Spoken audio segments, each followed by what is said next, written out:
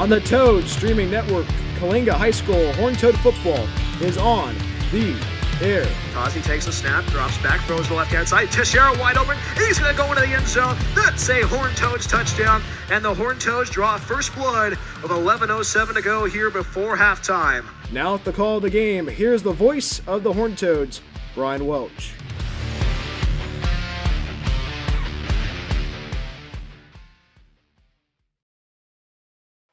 From Coalinga High School football is on the air as your Horned Toads take on Firebaugh High School to open up West Sierra League play for homecoming 2024 at Chuck Garton Memorial Bowl. Hi everybody, I'm Brian Welch of the Toad Streaming Network alongside with the coach Mike Walker. We'd like to welcome you to Chuck Garton Memorial Bowl for tonight's matchup between Coalinga High School and Firebaugh High School. Last week the Horned Toads defeated Washington Union High School 37-24 at John Ventura Stadium in Easton last week, as the Horned Toads are 5-0 overall in this 2024 campaign. As for Firebaugh High School, they're 2-3 overall. They've had 2 weeks to prepare for this matchup tonight. They beat Del Oro High School 42-7 in Firebaugh. Del Oro High School is a high school on the northeast side of Sacramento, so Firebaugh High School has been in a lot of close matchups. Their 3 losses came to Chowchilla, Fowler, and Roosevelt. I'd like to welcome my broadcast partner, our second game on the air together, Mike Walker. And you know what? It is homecoming, and this feels like a big matchup tonight here in Coalinga, Coach. Well, the first thing, Brian, I can't believe you invited me back after that last stint we had together. I am noticing Gavin Watson on the sidelines. There's something going on there, a little tit for tat, a little chipper stuff going on last week. I believe there was a rejection in that game, so he won't be there. He's a key cog as a wideout for that team. But good to be here tonight. And the biggest frustration is, do you feel the beautiful fall weather in the air? Do you feel that cool breeze? I don't feel it. I mean, it was 103 in Fresno this afternoon. It was pretty toasty in Fresno. Yeah, and we do have our key meteorologist with us here, Lali Maciel. She says that it's currently 105 degrees in this booth. So if we can hold on the entire contest without me passing out, it's going to be a good thing. So, as it is, Coalinga High School and Firebaugh High School meeting in the West Sierra League opener. I'd like to welcome you to the Horned Toad pregame show, where I was able to sit down with head coach Jose Pease a little bit ago to talk about that matchup last week against Washington Union High School, and also what the Firebaugh High School Eagles bring to the table. That conversation's coming up right after the break. It's Firebaugh and Coalinga coming up right after this. This is Horned Toad football on the Toad Streaming Network. Welcome back to the Horned Toads pregame show, now joined by the head coach of your Horned Toads, Jose Pease. Coach, how are you doing this evening? I'm great, Brian. How are you? I'm doing well, Coach. Coach, it is homecoming 2024 for the Horned Toads. They welcome in Firebaugh High School for the West Sierra League opener. But let's go back to last week. A very impressive victory for your squad, defeating Washington Union High School 37-24 at John Ventura Stadium. It felt like all 3 phases of the game were on point. What did you think about how your team did against Washington Union? Our kids performed, and, we did what we were going to do, and it was definitely a game that our athletes were looking forward to playing in, and, to have that many eyes on them and so much love to come from the Valley in support of our program after that win has been awesome. And, I mean, we can go on and on and on about what all the stars from Friday night's game against Washington Union High School, especially with the breakout game of Julius Borjas, having 3 touchdowns, 2 of them 50 yards touchdowns. I mean, Julius Borjas had a very impressive evening at John Ventura Stadium last week. Oh, absolutely. That kid is a workhorse, and, if you don't have him dialed in, he'll make you pay for it. Has been just a kid that has really developed and has worked into that role, and now he's leading the way. And also, I mean, your defense had those timely stops against Washington Union. I mean, we talked about this last week on our one-on-one conversation. What did you think about how the defense did well against the Panthers? Our defense, we knew where they were going with the ball and what they wanted to do, and we just had to have guys in position to make that play and to, just to be there and to make plays. And making plays is one of the things the Horned Toads are able to do very well, especially with Noah Tazi. I mean, across the board, it was a great win for the Horned Toads. But you're a coach that wants your team to move on from a good victory. It is homecoming week 2024 for the Toads. The Horned Toads will have the parade tomorrow morning in Coalinga. Then they'll strap it up against Firebaugh High School to open up West Sierra League play. Are you a coach that tells your team that it's the league play is a new season, but I mean you're already undefeated? Is it just business as usual in Coalinga?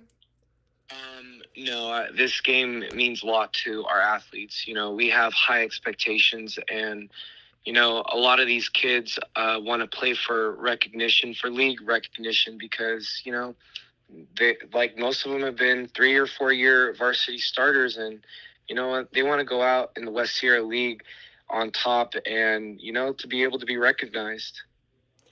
And West Sierra League play starts tonight against Firebaugh High School. And what is the one thing that stands out about Firebaugh High School when you turn on the tape, Coach? You know, they the way that they move the football, you know, it like you can tell like what kids get in the ball, but they add a bit of unpredictability with how they decide to do it.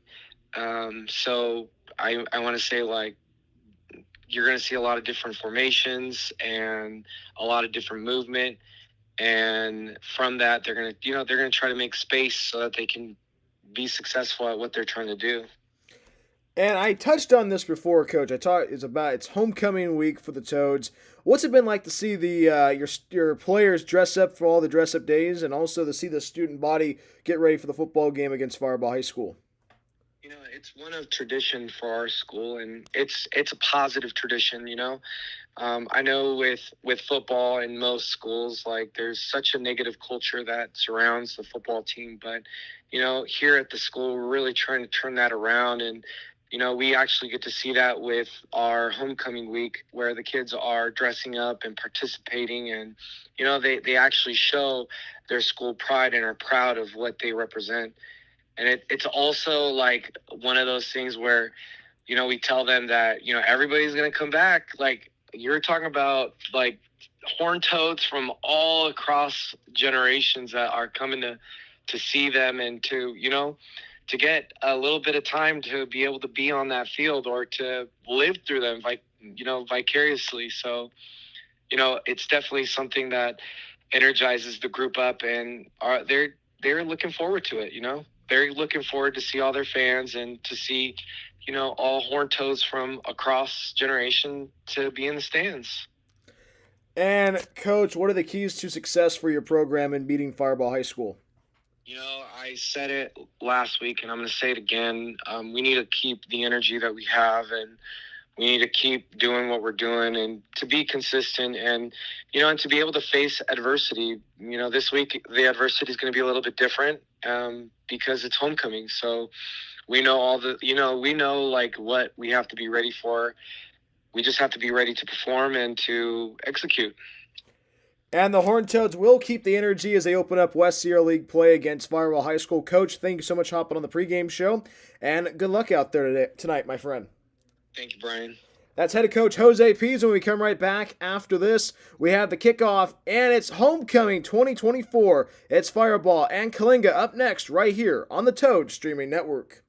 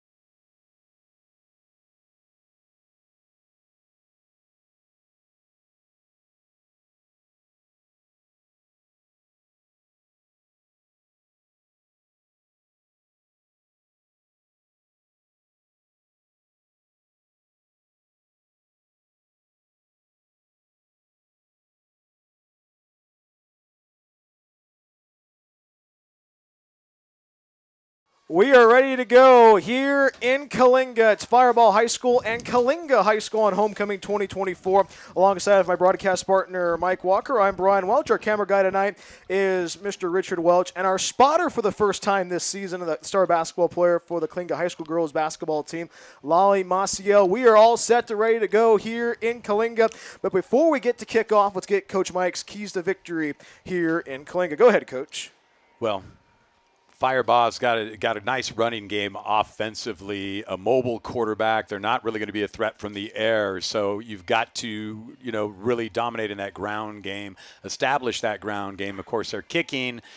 So the bad news for them is defense may not be the strength against this Toad offense. Actually, they are receiving, so I got to get it together. But, yeah, and then, of course, Coalinga, as we call it, the three-headed monster, that running attack. Their offense is solid. Their defense is solid.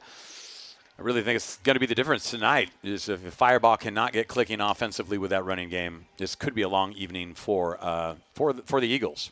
As it will for the Horned Toads, Coach. For the Horned Toads. You think so? I mean, what's the key? Hey, a long evening for the Eagles because they might be dominated by the Horned Toads. So either way. Hey, you're the professional here, Brian. I came here for the Chick-fil-A sauce and for your grandma's scones recipe, but you never baked them. You just gave me the recipe. My apologies. But we get ready to go here in Coalinga as Coalinga High School kick the ball off. Left to right on your screen, back deep for Firebaugh High School. It's Aaron Lean and Chris Thomas. Pull up your favorite chair. It's a Friday night on the west side of the San Joaquin Valley. Horned Toads in black and Firebaugh in white. It's a West Sierra League showdown, and it's right now. And we are underway from Coalinga. Nice end over end kick, as it is going to be. Will go out of bounds at the 3-yard line. 1st and 10 for Firebaugh High School on their opening possession of the contest. Moving right to left on your screen, as we see what the penalty marker will be tonight. Yeah, it's the laundry was thrown, Brian. It's there, so that's going to be a penalty against the Toads there. Well, how much laundry was thrown during the JV game? Because you did the JV game before this. I got to tell you, the washing machine broke down.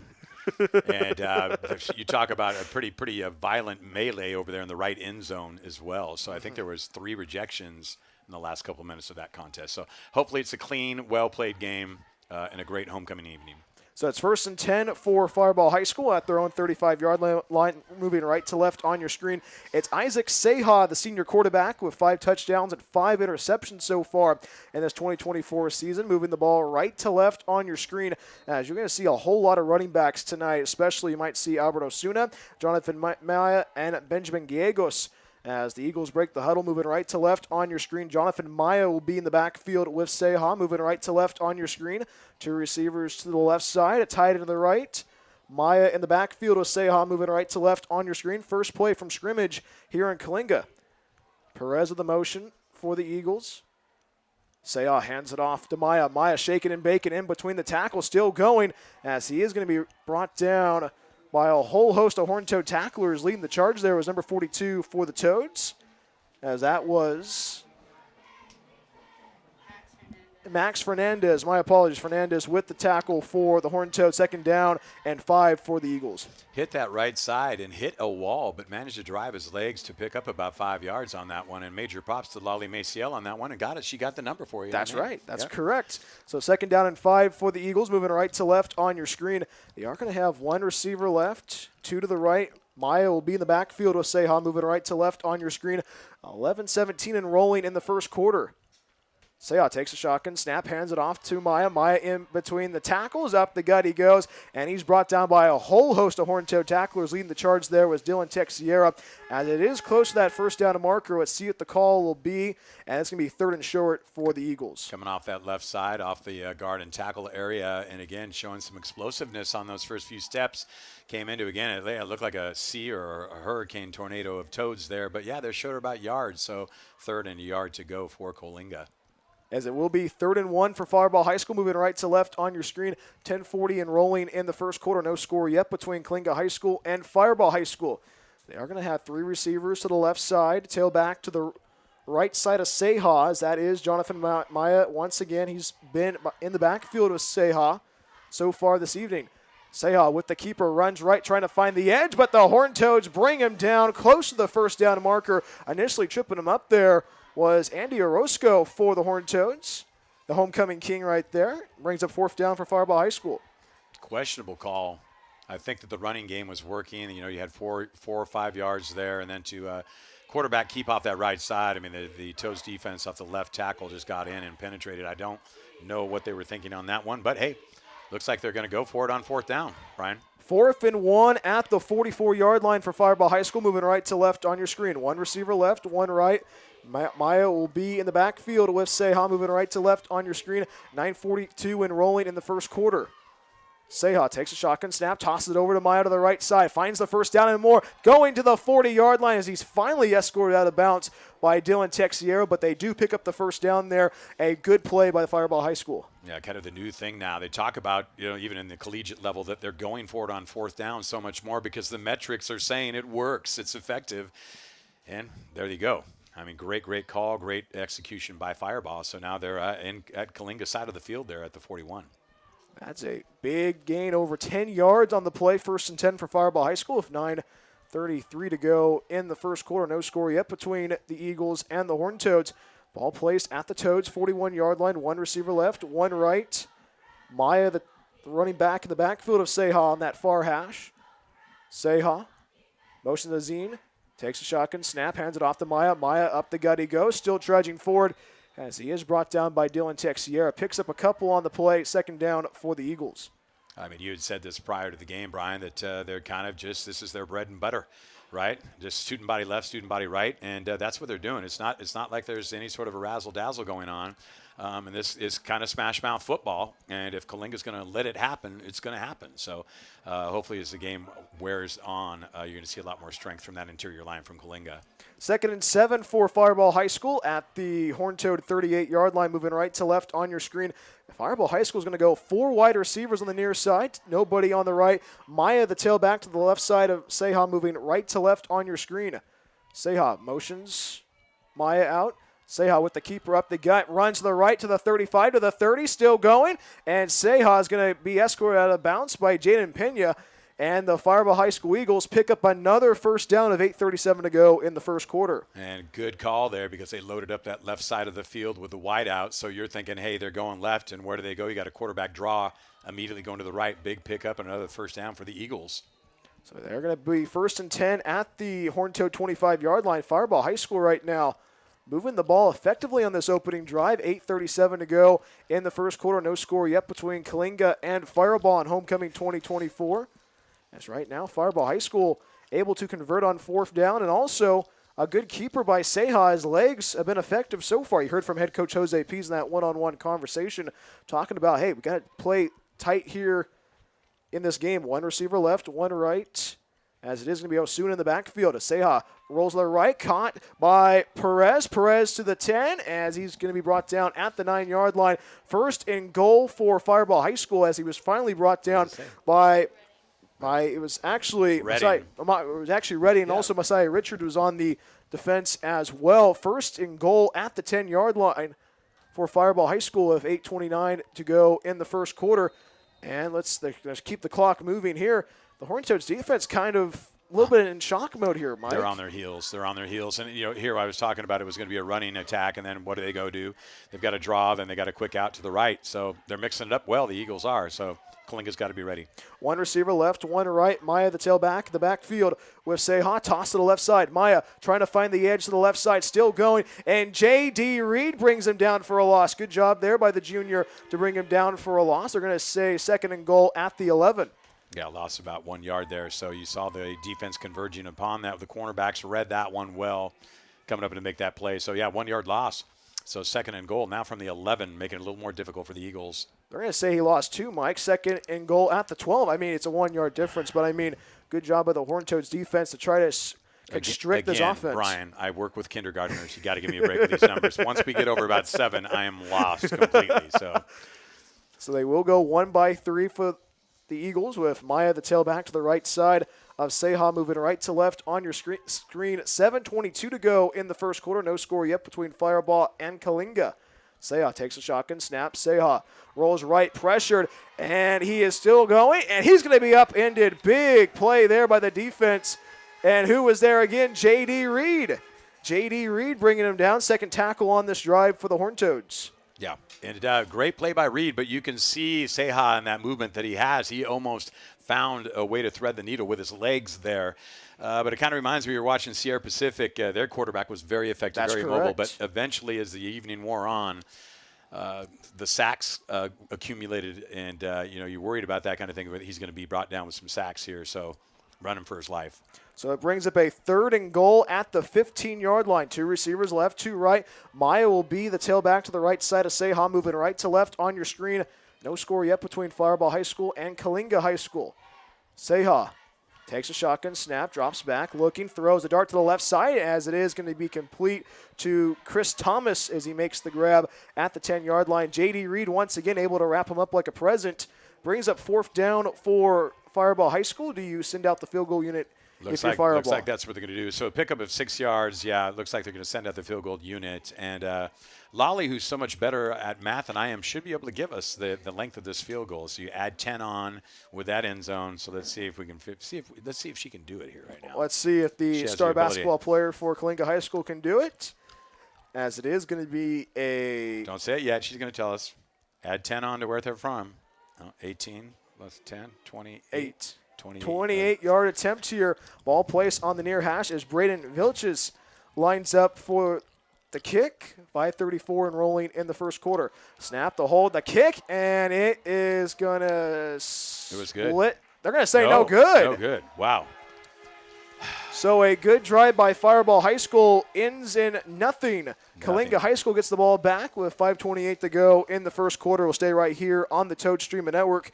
Mike Walker, Brian Welch with you. Our spotter tonight is Lolly Maciel, the star basketball player for Coalinga High School, as the Horned Toads right now in their black uniforms, black helmets with the orange numbering at the white outline.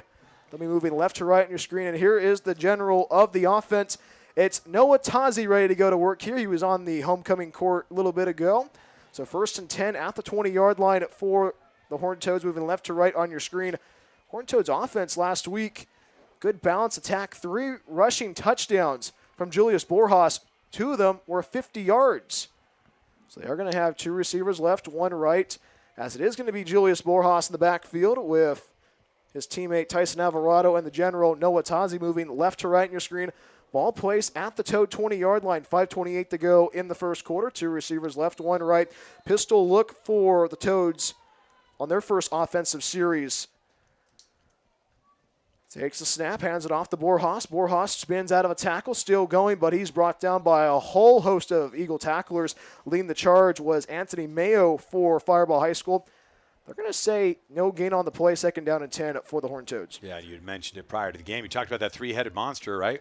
The 3-headed monster. You got Tyson Alvarado, Borjas, and then quarterback as well. So there's a lot of different, unique things that they can do offensively just from the backfield alone, and not even talking about going to the air. 2nd down and 10 for Coalinga High School. 2 receivers left, 1 right. Pistol look for the Toads of Borjas and Tyson Alvarado in the backfield of Noah. Noah motions a man, takes a shotgun, snap, fakes a handoff, swings, throws the right side, complete to Dylan Texier, jukes a defender, as he's finally wrapped up by Maya for Firebaugh High School. Moves it all the way. It's actually a gain of 8 on the play. Brings up a 3rd and 2 for Coalinga High School, a 4:29 and rolling in the first quarter. Yep. So a nice pass and catch, but still a couple yards short of that first down.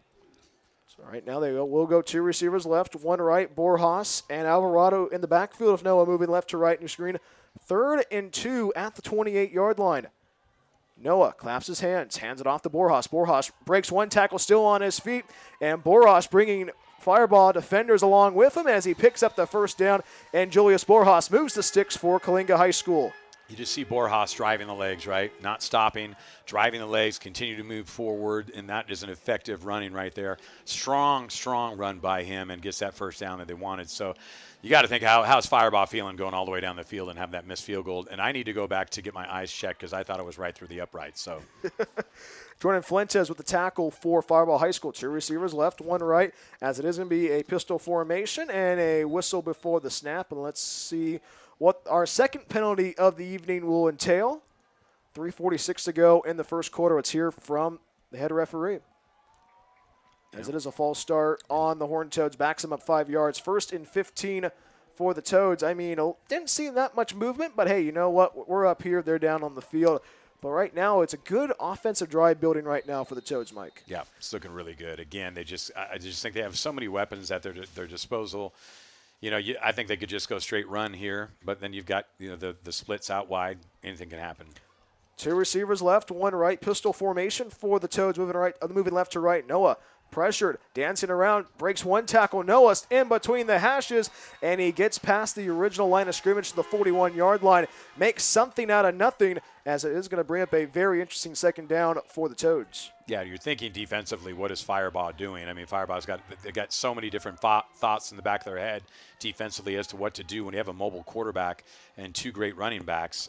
It's just difficult to try and defend something like that. So the linebackers are looking for the gaps, they're looking for the slots. The cornerbacks are wondering if it's run or pass. So looks like the QB may be a little bit hurt here, Brian. Noah on a knee right now. Hopefully Noah is okay as head coach Jose Pease makes sure he's okay. 2:57 to go in the first quarter as it is the head athletic trainer for Coalinga College out there checking on Noah. They're kind of looking at his right hand right now. It's actually their backup quarterback for the Toads is Gavin Watson, but Gavin Watson is out tonight because of the altercation in last week's contest against Washington Union. So let's see who they will bring out right now for the second string. Let's see who it will be as Noah Tazi's being checked out right now. They're looking at looks like they're looking at his finger. Yeah, right, and it is his throwing hand. And you never know if that's something where his hand came off of a guard's helmet or a tackle's helmet. That's quite a stinger with that, especially being a quarterback. I think he's going to be okay. They'll probably tape him up, kind of holding that wrist a little bit gently, a little fragilely there. But anyway, yeah, so, the backup QB's in. So this ought to be an exciting evening for him. It's homecoming.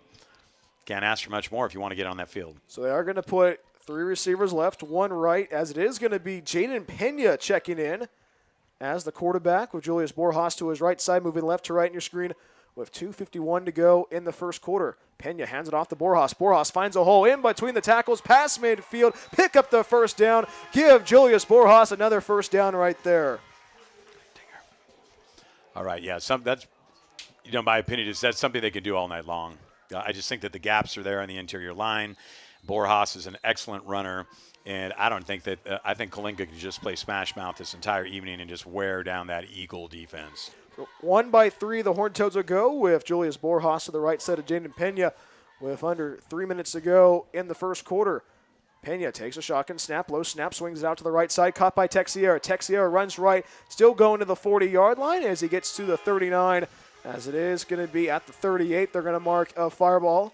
Second down for the Horned Toads. Yeah, about an 8-yard gain or a 7-yard gain there. So we're looking at close to a pick up another first down. So a lot of yardage they're picking up on these plays.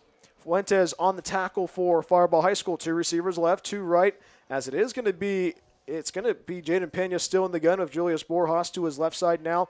Ball placed on the near hash at the Firebaugh 38-yard line as now what's going on here? A pause in the action. Looks like there might be some positional issues on the field, but that's I have no idea what that was about, Brian. So 2 receivers left, 2 right. Borjas, the tailback to the left side of Pena. Pena with the keeper up the gut he goes. Pena runs left to the 35 to the 30. Pena loose to the 25, and he picks up the first down, finally corralled by Fuentes. 1st and 10 for Coalinga High School. Kind of nice. You put Pena in there and just leaves where they left, right where they were left off. He's back in there now, and he's running very well as well. So, yeah, maybe it's a 4-headed monster. But, QB's back in after Pena picks up a big one, another first down for the Toads. 1:35 to go in the first quarter. Noah Tazi back in action right now. 3 receivers left, 1 right. Julius Borjas, the tailback to the right side of Noah, moving left to right in your screen on the far hash here in Coalinga. 3 by 1 for the Toads here. No score yet between Firebaugh High School and Coalinga High School. 80 seconds remaining in the first. Noah wants to unleash it to the near side, and it is almost intercepted. Good battle there for the Toads and the Eagles. It was Dylan Texiera battling with Omar Perez. Perez on the coverage for Firebaugh High School. Second down for Horned Toads with 1:13 to go in the first quarter. Good defense right there for Firebaugh. Yeah, risky pass. There was more Firebaugh defenders and Coalinga offensive receivers there. And would have taken a good catch to get that interception, but over there in that right pylon, it came close to being a turnover, and that's something the Toads don't want right now. When you're dominating offensively, you do not want to have a letdown. So they don't want to have happening to them what Firebaugh had happened to themselves on the other end of the field. So what's going on here? They're going to march the ball back. No penalty against the Toads then, huh? It's going to lengthen that first down. Personal foul, Brian. Looks like going 15 yards back. At least. Okay, then. So they're going to march it back 15 yards. 1:13 to go in the first quarter. No score yet between Firebaugh High School and Coalinga High School. As the Horned Toads right now will go 3-by-1, 3 receivers left, 1 right. Borjas, the tailback to the left side of Noah, moving left to right in your screen. Ball placed at the 37-yard line. Noah in the gun after being checked out on the sideline with a possible hand injury. Texiero with the motion. Noah takes the snap, hands it off to Borjas. Borjas runs right, still going, but a shoestring tackle in the backfield for Firebaugh High School, as it was for the Eagles. It was actually number 25. Number 25. We do not have number 25 on their roster. Actually, it's Jonathan Garcia. My apologies. One of the running backs for Firebaugh High School with the tackle. Brings up a second down for the Horned Toads. Feels like second down and 20 miles in this final minute of the first quarter. A fast-moving first quarter indeed here in Coalinga. It was an opening drive by Firebaugh High School with a missed 28-yard field goal attempt. The Horned Toads right now trying to capitalize on that. Noah takes a shotgun snap, screen pass, dumps it off over to Borjas. Borjas to the 30-yard line. Penalty marker flies, trudging forward to the 25, and the rugby scrum pushes them all the way to the official line of scrimmage, all the way to the 22, but let's see what the call will be here once again. Time for me to do the laundry, Ryan. Look where that was coming from. That could have been either a defensive hold or an offensive hold. It was thrown in the linebacker area, so we'll see. Let's see what the call will be. Once again, no score yet between Coalinga High School and Firebaugh High School in the West Sierra League opener. As we've seen not so many penalties in this first quarter, but on this drive, it's been a plethora. Here's the call. Legal man downfield on the Horned Toads. That backs them up even further, as the Horned Toads coaching staff not happy about that. Jose Pease, the head coach of the Toads, with his hands on his hips, not happy about that call. And that happens a lot. You set up that screenplay, Brian, and what happens? Those big uglies want to get down there and help out and block, but guess what? When they leave too early, they're considered a receiver, and that is not legal. There's that illegal man downfield, and that's going to set them back even more. As you said, miles to go before I wake. Look at this now. They're going to say 2nd and 32. 32, the ball there at the 44-yard line. So they are going to go 1 receiver left, 3 right. Borjas, the tailback to the right side of Noah, moving left to right on your screen here in Coalinga. Noah takes a shotgun snap. Noah, plenty of time. Throws to the right side as it is incomplete. The intended wide receiver is Drake Stevens, as Maya was on the coverage for Firebaugh High School. 15 seconds remaining in the first quarter. No score yet between Coalinga High School and Firebaugh High School. This game right now kind of feeling like very similar to what the Horned Toads had to endure in that first quarter against Sierra Pacific. Yeah, exactly. And the thing that I like the fact that they're opening things up. They're looking to run, looking to pass. But I got to tell you, there was wide open field for the QB on that one. He probably had at least a 20-yard gain, but he wanted to throw the pass. So they are going to go 3 receivers left, 1 right. Borjas, the tailback to the left side of Noah, moving left to right on your screen. 15 seconds remaining.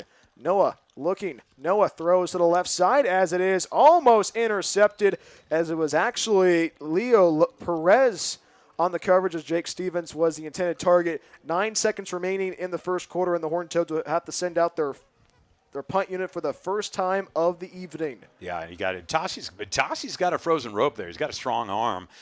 Just was not in the right range there. And Leo Perez was there, as you said, there to break up the pass. So 4th down and 32. I'm guessing it's a punt situation. You are on their side of the field, so maybe it'll be our wonderful pooch punt. As Ernesto Villanueva Rodriguez will be punting the ball away back deep for Firebaugh High School, as it is going to be – it's Maya back deep for Firebaugh High School. Ernesto Villanueva Rodriguez, rugby style. Kick, nice end over in. As it is going to be fair caught. It was actually Andrew Aguilar with the fair catch. And it's 1st and 10 for Firebaugh High School as they begin their second drive of the evening. 2 seconds remaining in the first quarter between Firebaugh High School and Coalinga High School.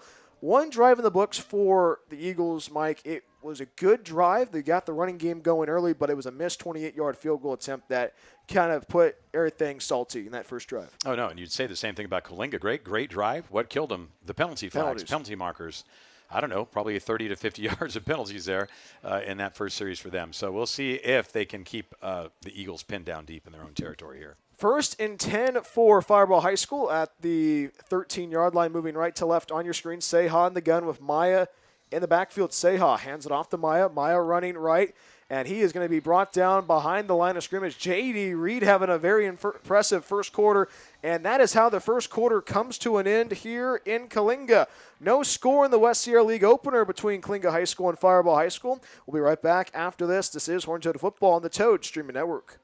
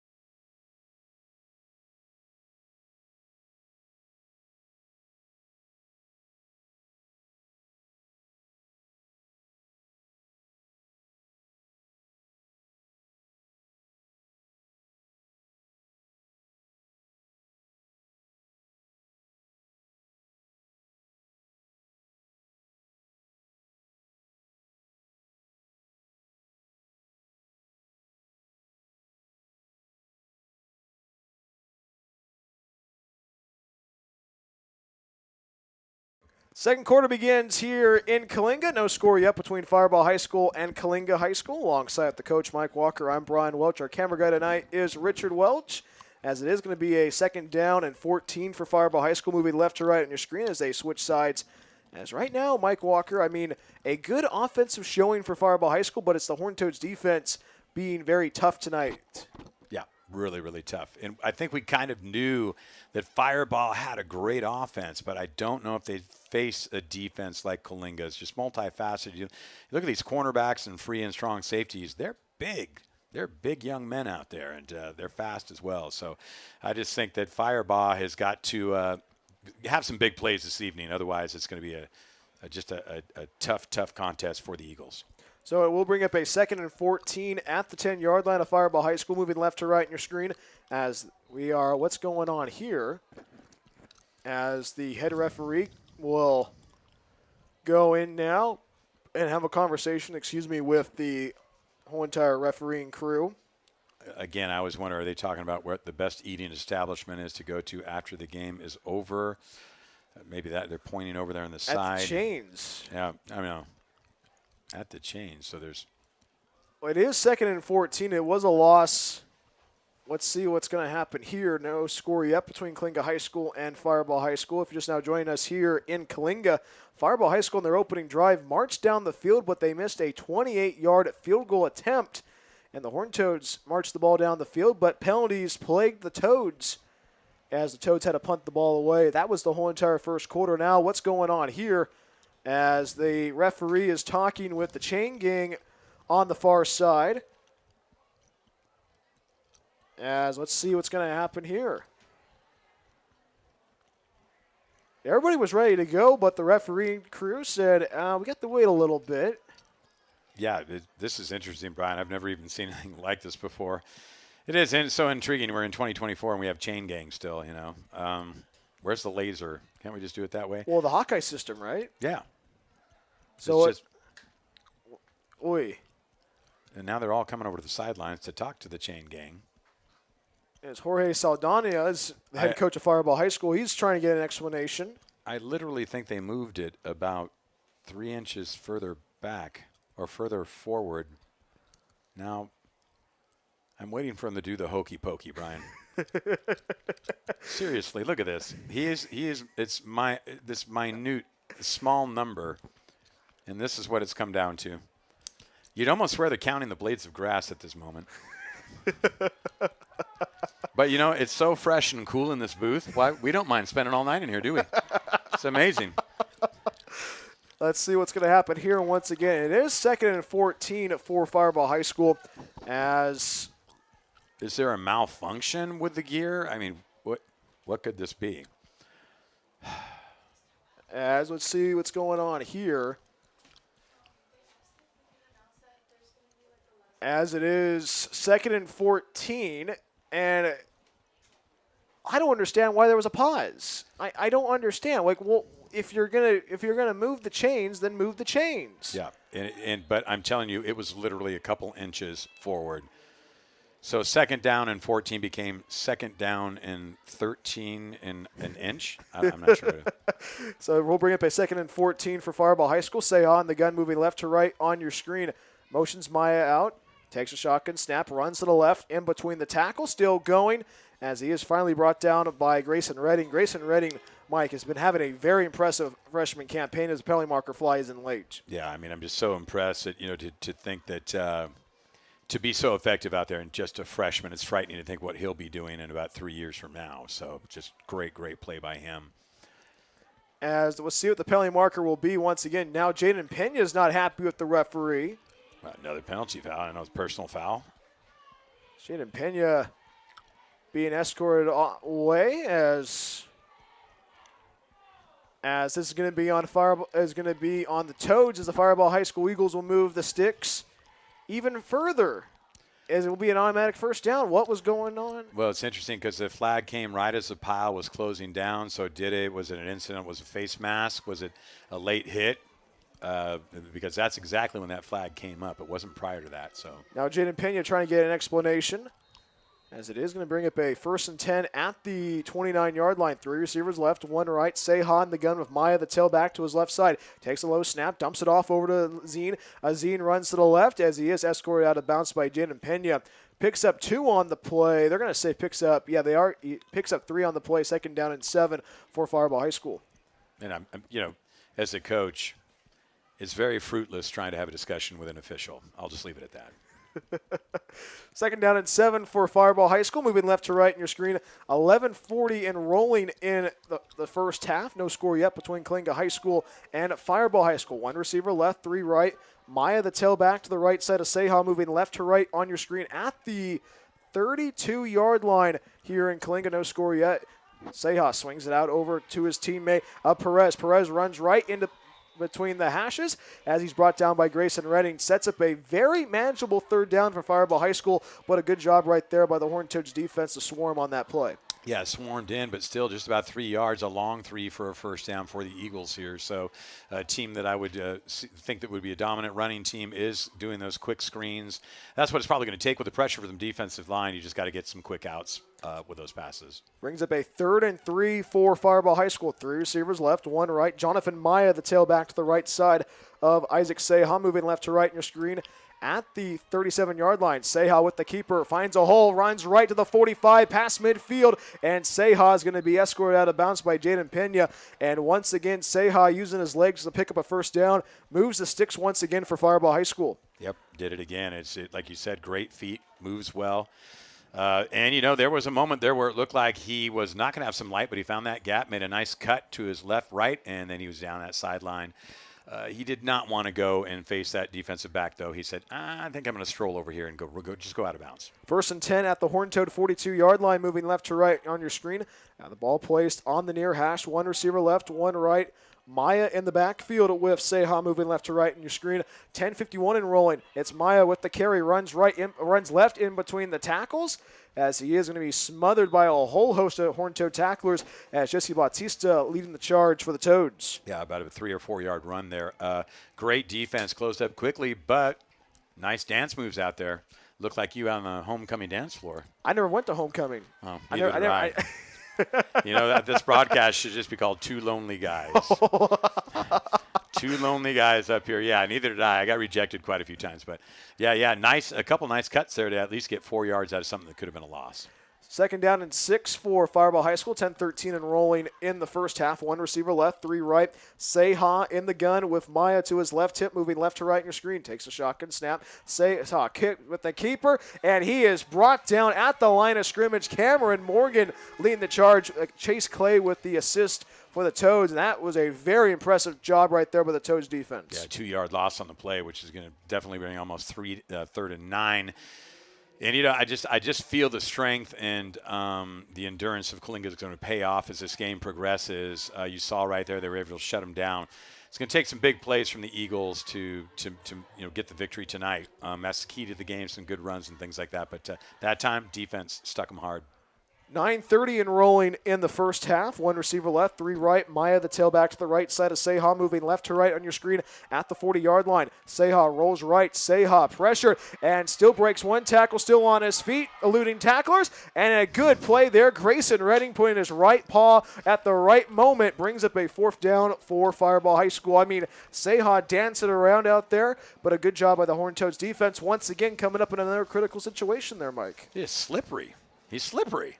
I mean, he should have gone down. Toes defenders were collapsing and converging on him. Slippery, but really the receivers weren't able to get open that time at all. And as you said, Redding, again, great defense from that young freshman for the Toads. As it is going to be Brandon Vilches to punt it away for Firebaugh High School as he stands at his own 48-yard line on that far hash. Back deep for the Toads is J.D. Reed and Dylan Texiera. No score yet between Coalinga High School and Firebaugh High School with 9:15 to go in the first half. Vilches with the punt. Runs, short punt, as it is going to take a Firebaugh High School bounce. At the 17, they're going to mark it at the 18. They're going to say 17-yard line. 1st and 10 for Coalinga High School as they begin their second drive of the evening. One drive in the books for the Toads, Coach, but it was not a good drive when the Horned Toads got into enemy territory. A lot of penalties, a plethora of penalties, and the Horned Toads had a punt. And as you said, you saw Jose Pease, head coach for the Toads, putting his hands up on his head. So frustrated. Personal fouls are 15 yards. Big chunk penalties there. So let's see if they can clean things up in this possession. They're going to go two receivers left, two right. Borjas, the tailback to the right side of Noah, moving right to left on your screen at the 18-yard line. Takes a shotgun, snap, throws to the right side, complete to Drake Stevens. Drake Stevens still going as he's finally wrestled down by Jonathan Maya. As it is going to bring up a gain of 4. They're going to say a gain of 6 on the play. 2nd down and 4 for Coalinga High School. Yeah, nice pass and catch there. As they are going to put the ball at the 23-yard line, moving right to left on your screen. The Horned Toads offense that was pretty prolific last week against Washington Union High School still scoreless on the board. 3 receivers left, 1 right. Noah takes a shotgun snap, swings it out to the left side, caught by Texiera. Texiera runs left to the 25 to 30, 35, 40. Texiera pass midfield, penalty marker flies. Texiera taking it all the way to the house. 10-5 touchdown, Coalinga High School. But wait, let's see what the call will be here, as the dirty laundry once again haunts the Toads. Wow. 70 yards, catch, 70 yards, down, scamper, down the sidelines, touchdown. But as you say, it's almost like a cruel joke, as you can hear the boo birds in the crowd right now, very upset about this. But this is what the men in stripes are here for, right? As let's see what the call will be. I mean, if it stands, it is a 76-yard touchdown from Noah Tazi to Dylan Texiera. But let's see what the call will be here. There was a great move there by Texiera as well. He almost got caught pinched on the sideline, but he broke that tackle, and boy, once he was open, he was gone. And it's a holding call on the Toads. So 10-yard from the spot of the infraction. They'll take it 10 back from there. Shooting themselves in the foot, Brian. I don't even want to know what's going through Jose Pease's mind besides the Rolaids and the Tums.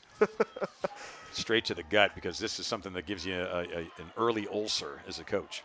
So it will bring up a very interesting situation for the Toads. I mean, it was a 76-yard touchdown run taken off the board. And now with 8:20 first down, it would be a first down. 1st and 10 at the 27-yard line, moving right to left on your screen. How do you keep your offense motivated in this situation here, Coach? Well, we just said we picked up a 76-yard touchdown. Let's do it again. 2 receivers left, 2 right. Borjas the tailback, and now a penalty marker flies again. I'm thinking delay a game possibly or a false start. As the Horned-Toad faithful not happy about it. Yeah. Everybody is. They may want us to be security down on the field, Brian, because we are 2 big, buff, and burly dudes. Why are you laughing? Why are you laughing? It is a false start on the Toads. I mean, it has just been a very frustrating first half indeed for the Toads.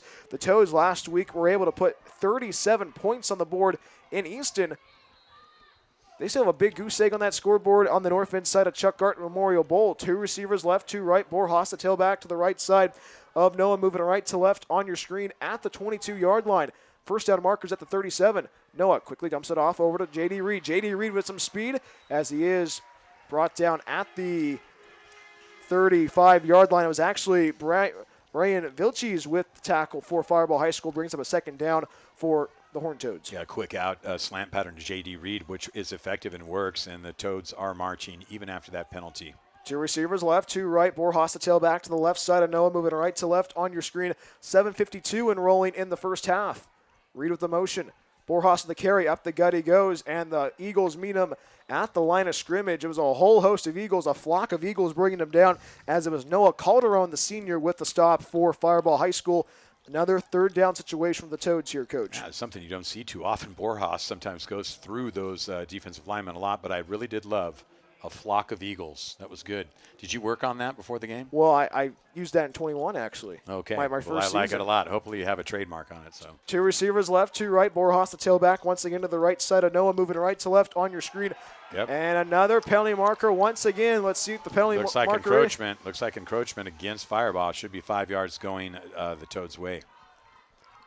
So it is 7:14 to go in the first half, as it is encroachment on the Eagles. First down. As the Horned Toads move the sticks via the penalty, 1st and 10 at the 39-yard line, moving right to left on your screen. The Horned Toads offense right now, it feels like it's the hills and the peaks and valleys right there, Coach. Peaks and valleys. 2 receivers left, 2 right. Borjas the tailback to the right side of Noah, moving right to left on your screen. Tazi takes the snap, dumps it off over the middle. Caught by Andrew Garcia, past midfield, and he picks up the first down. The first freshman moves the sticks for the Toads. You can see the vulnerability right there is in front of the linebackers, right? You see 2 slant patterns have been highly effective. They're coming in front of those linebackers. Great pass and catch, by the way. That looked really nice. So 1st and 10 for the Horned Toads, moving right to left on your screen at the 47-yard line of Firebaugh High School. With under 7 minutes to go in the first half. 2 receivers left, 2 right. Borjas the tailback to the right side of Noah, moving right to left on your screen at the 47-yard line. Reed with the motion, and now another penalty marker. This is the 5th penalty marker on this drive, and it is on the Toads. Another false start, backs them up 5 yards. 1 step forward, 2 steps back right now for Jose Pisa's Toads. And I've just ran out of Tide Pods. I've got nothing left to wash with, bro. Just going to get out the washboard and some soap and water because this is crazy. A lot of laundry out there. As you heard from head coach Jose Pease in that pregame conversation talking about, hey, we got to find a way to mitigate the penalties. Noah takes a shotgun, snap, hands it off to Borjas, runs left, finds a hole, past midfield to the 40, Borjas to the 30, 25-20, going down the near sideline, he's in! Touchdown, Coalinga High School, 52 yards for Julius Borjas. He had 2 50-yard touchdown runs last week, and he gets the Horned Toads on the board first here in Coalinga. Great run up that left sideline there. You know, someone tried to go after that shoestring tackle, but he did a little high step there and regained his composure. A lot of other running backs might fall in that situation, but no, regained composure and just, put on the afterburners for that touchdown. As Ernesto Villanueva Rodriguez lines up for the PAT on the north end side of Chuck Garton Memorial Bowl. 6:18 to go in the first half. The snap, the hold, the kick. And the kick is true. The Horned Toads get on the board with 6:18 to go in the first quarter. It's your Horned Toads leading 7-0 against Firebaugh High School. A step aside, this is Horned Toad Football on the Toad Streaming Network.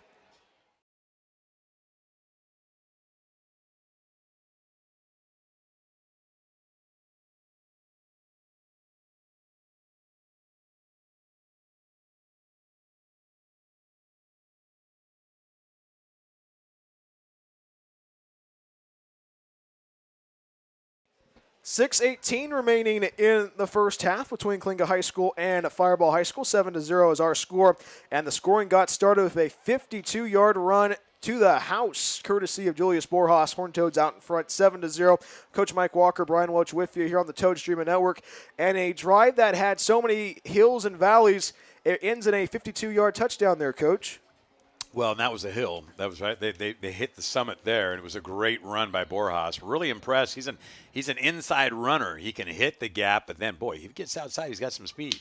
As it is going to be Ernesto Villanueva Rodriguez with the ball on the tee, kicking off right to left on your screen. As it is going to be Andrew Aguilar back deep, as that's going to be an end-over-end kick, as Aguilar will take it at the 5. He goes to the 10, to the 15, runs right to the 20, trying to find the edge, and he's going to be still going, as he's still going to tiptoe down the sideline, as he was finally pushed out of bounds by Nicholas Lamas, the junior, for the Toads. 1st and 10 for Firebaugh High School as they begin their third drive of the first half.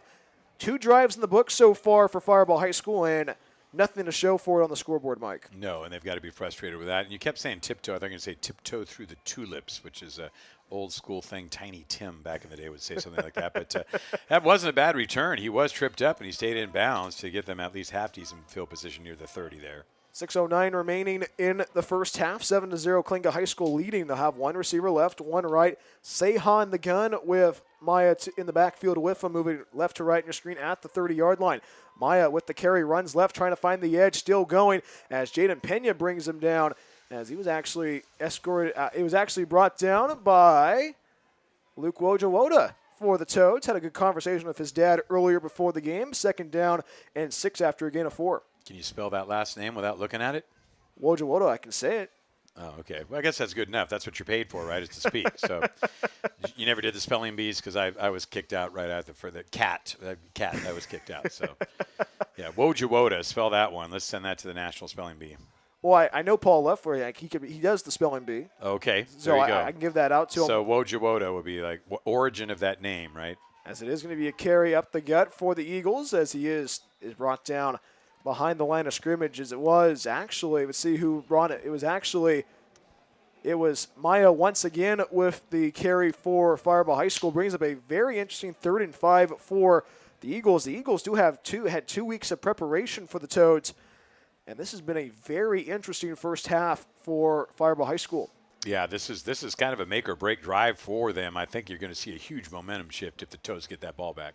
As it is going to bring up a 3rd and 5, a 4:52 and rolling in the first half. One receiver left, one right. Seha in the gun, takes the snap, fakes the handoff. Seha once unleashes it down the near side, and it is caught wide open. Azine with the carry, with the catch, and he gets to the 33-yard line as he sneaks past the secondary of the Toads, and the Firebaugh High School Eagles move the sticks once again. Time and time again in this first half, the Eagles do a play like that, Mike. Yeah, 34 yards where it's spot. A little bit of a broken play on that right side.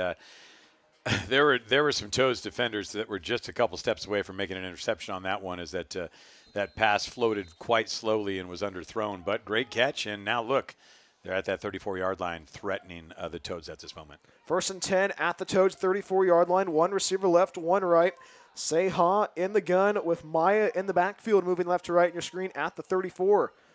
Seha hands it off actually to Albert Osuna, but Jaden Pena and Grayson Redding bring him down in the backfield for a huge loss. 2nd down for Firebaugh High School. Did you say Grayson Redding again? Yeah, I mean, Grayson Redding has been all over the place in this first half. I mean, it's been Grayson Redding and Jaden Pena getting most of the tackles in this first half for the Toads. So it'll be a loss of 2 on the play. 2nd and 12 for Firebaugh High School. Yeah, much needed. Nice penetration there. This is something that Firebaugh gets that big gain, and they're getting optimistic, and now you're going to get in their heads right now after that excellent penetration by the defense. 2nd and 12 at the Horned Toad 36-yard line. 2 receivers left, 2 right. Maya, the tailback to the right side of Seha, moving left to right on your screen. Ball placed near that right hash. Seha pressured. Scrambling, but he's going to be brought down. Jaden Pena wrestling him down to the ground, also assisted by Nicholas Catuzzo, and a penalty marker flies in again. 2 penalty markers. The interesting thing, though, is Pena did go down, but I thought it was one of his own players who was celebrating with him, so I'm not sure if it's an illegal block in the back or... As this has been a very penalty field first half. It's anybody's guess on who's going to be the recipient of the call. 3:23 to go in the first half. Like we said earlier, Brian, when you're sitting in a nice air-conditioned booth like this, we don't mind if there's penalty flags. We enjoy this environment. It's a nice, cool environment. We're enjoying ourselves, right? Right? Stop laughing, okay? Stop laughing. Let's see what the call will be here. I mean, it's just been as Jose P is trying to get an explanation, as head coach Saldana trying to get an explanation as well. As it is on the Horned Toads. 2 personal fouls on the Toads. They decline the second one. Jaden Pena not happy about what's going on here in this first half. Jaden Pena has been playing lights out so far in this first half, as Pena visibly frustrated with the calls. Yeah, it was interesting because he was just celebrating. Even one of his teammates kind of gave him a celebratory push from behind. And from up here, you would have thought that was a Firebaugh Eagle that did that. But maybe he was saying some choice words that you wouldn't use in the classroom. So it is going to be It's a big penalty, Brian. 30 yards. And that says, as that coaching staff, you've got to take that player aside right now.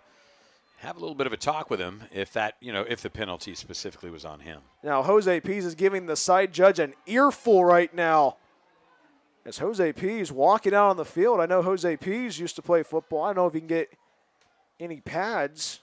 Yeah, it looks like he'd like to get out there with some pads right there. He's way out there in the field. I think he's looking for some more clarity on that call because, we don't have the greatest eyes, but I did not see anything that looked like it was a personal foul. Now Jose Pease is not happy now. Oh, boy. Now a personal foul on the Horned Toads as this first half keeps getting very interesting. Jose Pease is a man who doesn't lose his cool, but this first half might be the bowling point for Coach Pease.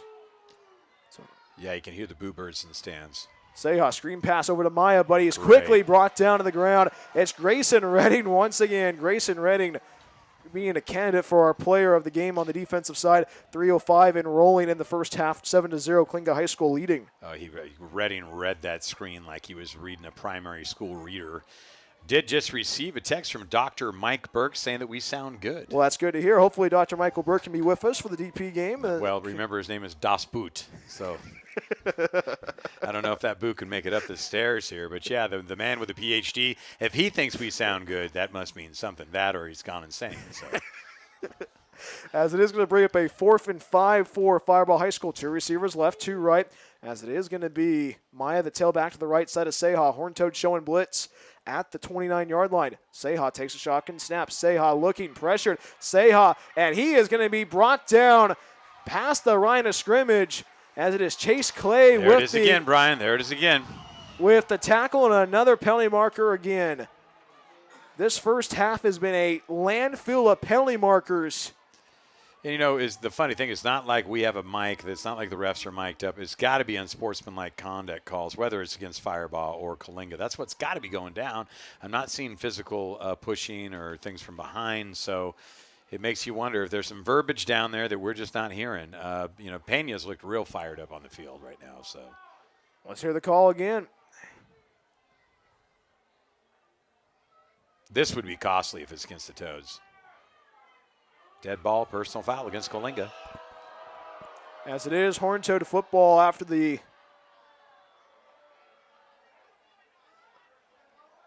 So wait a minute. A dead ball, the Toads will get the ball over on possessions, you would think, or this automatic first. Interesting, the ref pointed this way. Yeah, he pointed towards the Horned Toad side. I'm not sure. What is going on? This first half has been a crazy first half. I mean, I don't have any words to describe what we've seen.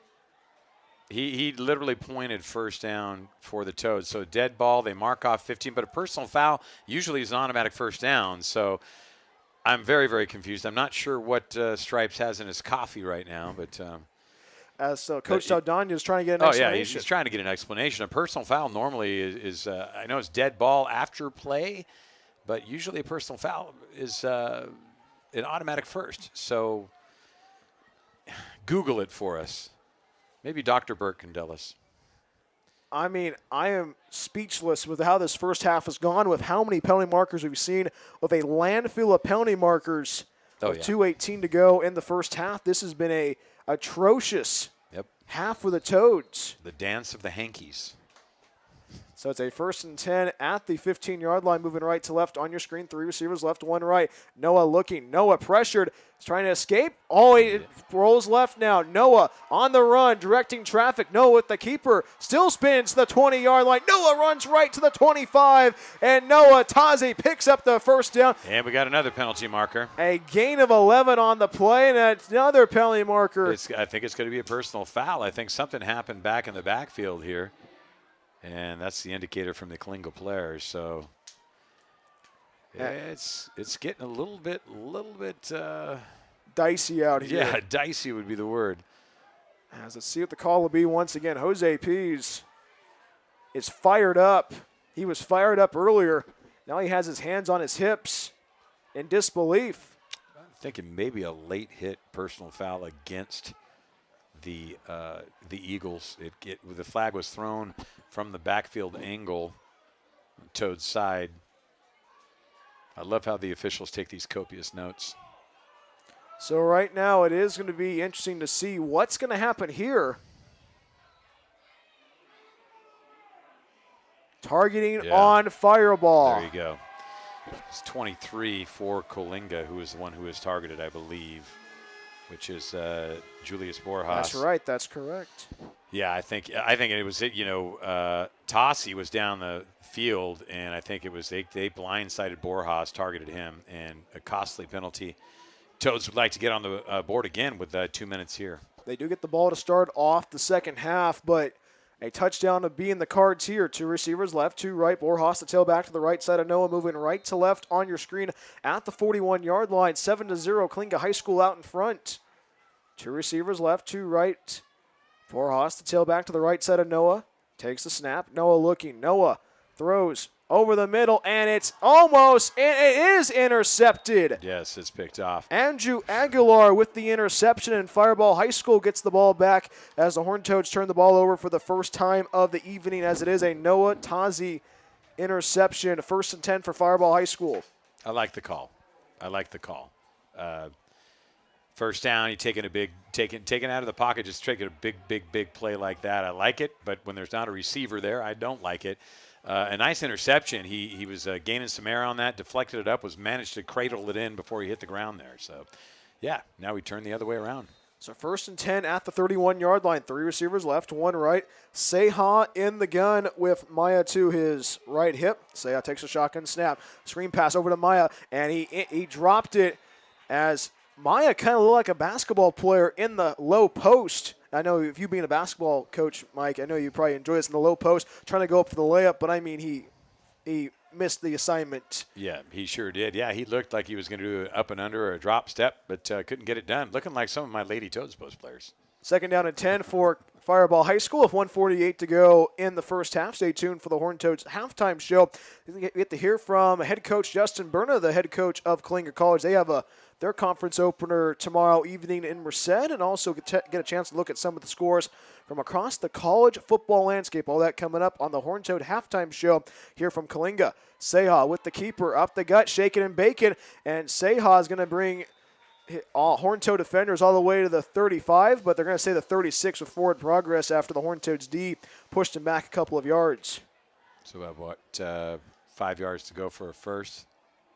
They are going to say 3rd and 5 for Firebaugh High School. Timeout on the field with 1:38 to go in the first half. We'll stay right here on the Toad Streaming Network.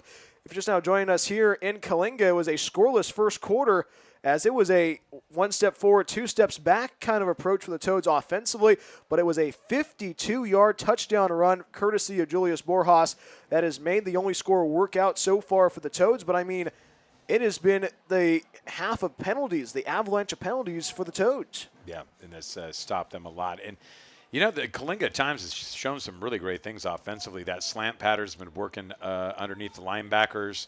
Outside's been effectively. You almost feel like you could just give to Borjas every single time. Off tackle, outside tackle.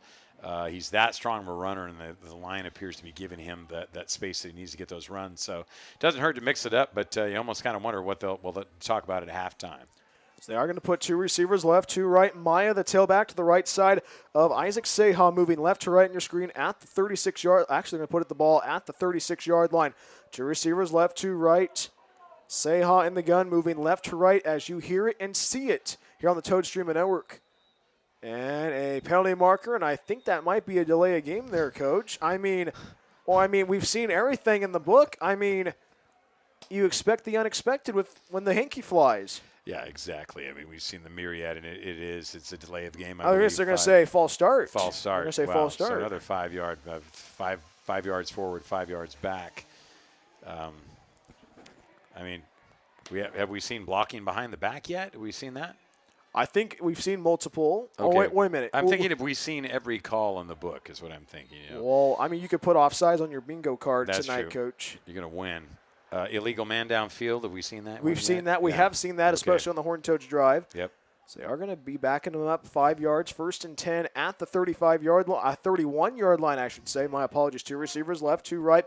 Maya, the tailback, to the left side of Seha, moving left to right on your screen with 1:38 to go in the first half. Seha with the keeper up the middle, and Seha jukes one defender as he's going to be finally punished by a duo of Horned Toads. Chase Clay calling his name a lot in this first half with the tackle for the Toads, and it's going to be a timeout taken by Coalinga High School with 1:28 remaining in the first half. We'll stay right here on the Toad Streaming Network. My name is Brian Welch, alongside with the coach Mike Walker. Our camera guy tonight is the math teacher himself, Richard Welch. Glad to be a part of your Friday evening, wherever you may be watching or listening to Horned Toad football. This has been a crazy and eventful first half indeed if you are a yellow handkerchief here at the Bowl. Yeah, Chase Clay got kind of hit in the gut there. He's breathing a little bit heavy after that play, so I better be watching that, making sure that he's okay. Yeah, it has been an interesting contest. I feel that the Toads are a much more talented team. It's just they haven't put together that sustained drive and I remember we had talked about this against Sierra Pacific, that I kept waiting for those floodgates to open, and it did happen in the second half. I think it was 7-0 at half. That's correct. And then I think there was something like 28 unanswered in the second half for the Toads. So I'm feeling that way, but, Seha is pretty elusive as a quarterback, so. So what brings up a 4th and 3 for Firebaugh High School, as they will have they'll send out the punt unit once again, as it is going to be, actually it's Isaac Seha punting. Seha will punt it away. No, it was multitasker. Seha will punt it away as Dylan Texiero waits at his own 30-yard line. As another penalty marker. We've had over 20 penalty markers in this first half. It is going to be, again, just a wonderful, cool environment here in this booth. Nothing better than just being in here with you, Brian. And the math professor as well. This is great. These flags are so frequent, even the math professor lost count. So it will bring up a 4th and 8 for Firebaugh High School. Seha will handle the punting for the Eagles. Seha takes the high snap.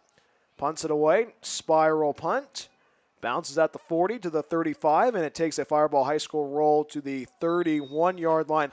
1st and 10 for Coalinga High School with 1:18 remaining in the first half as they will go and get their 3rd drive of the evening, moving right to left on your screen.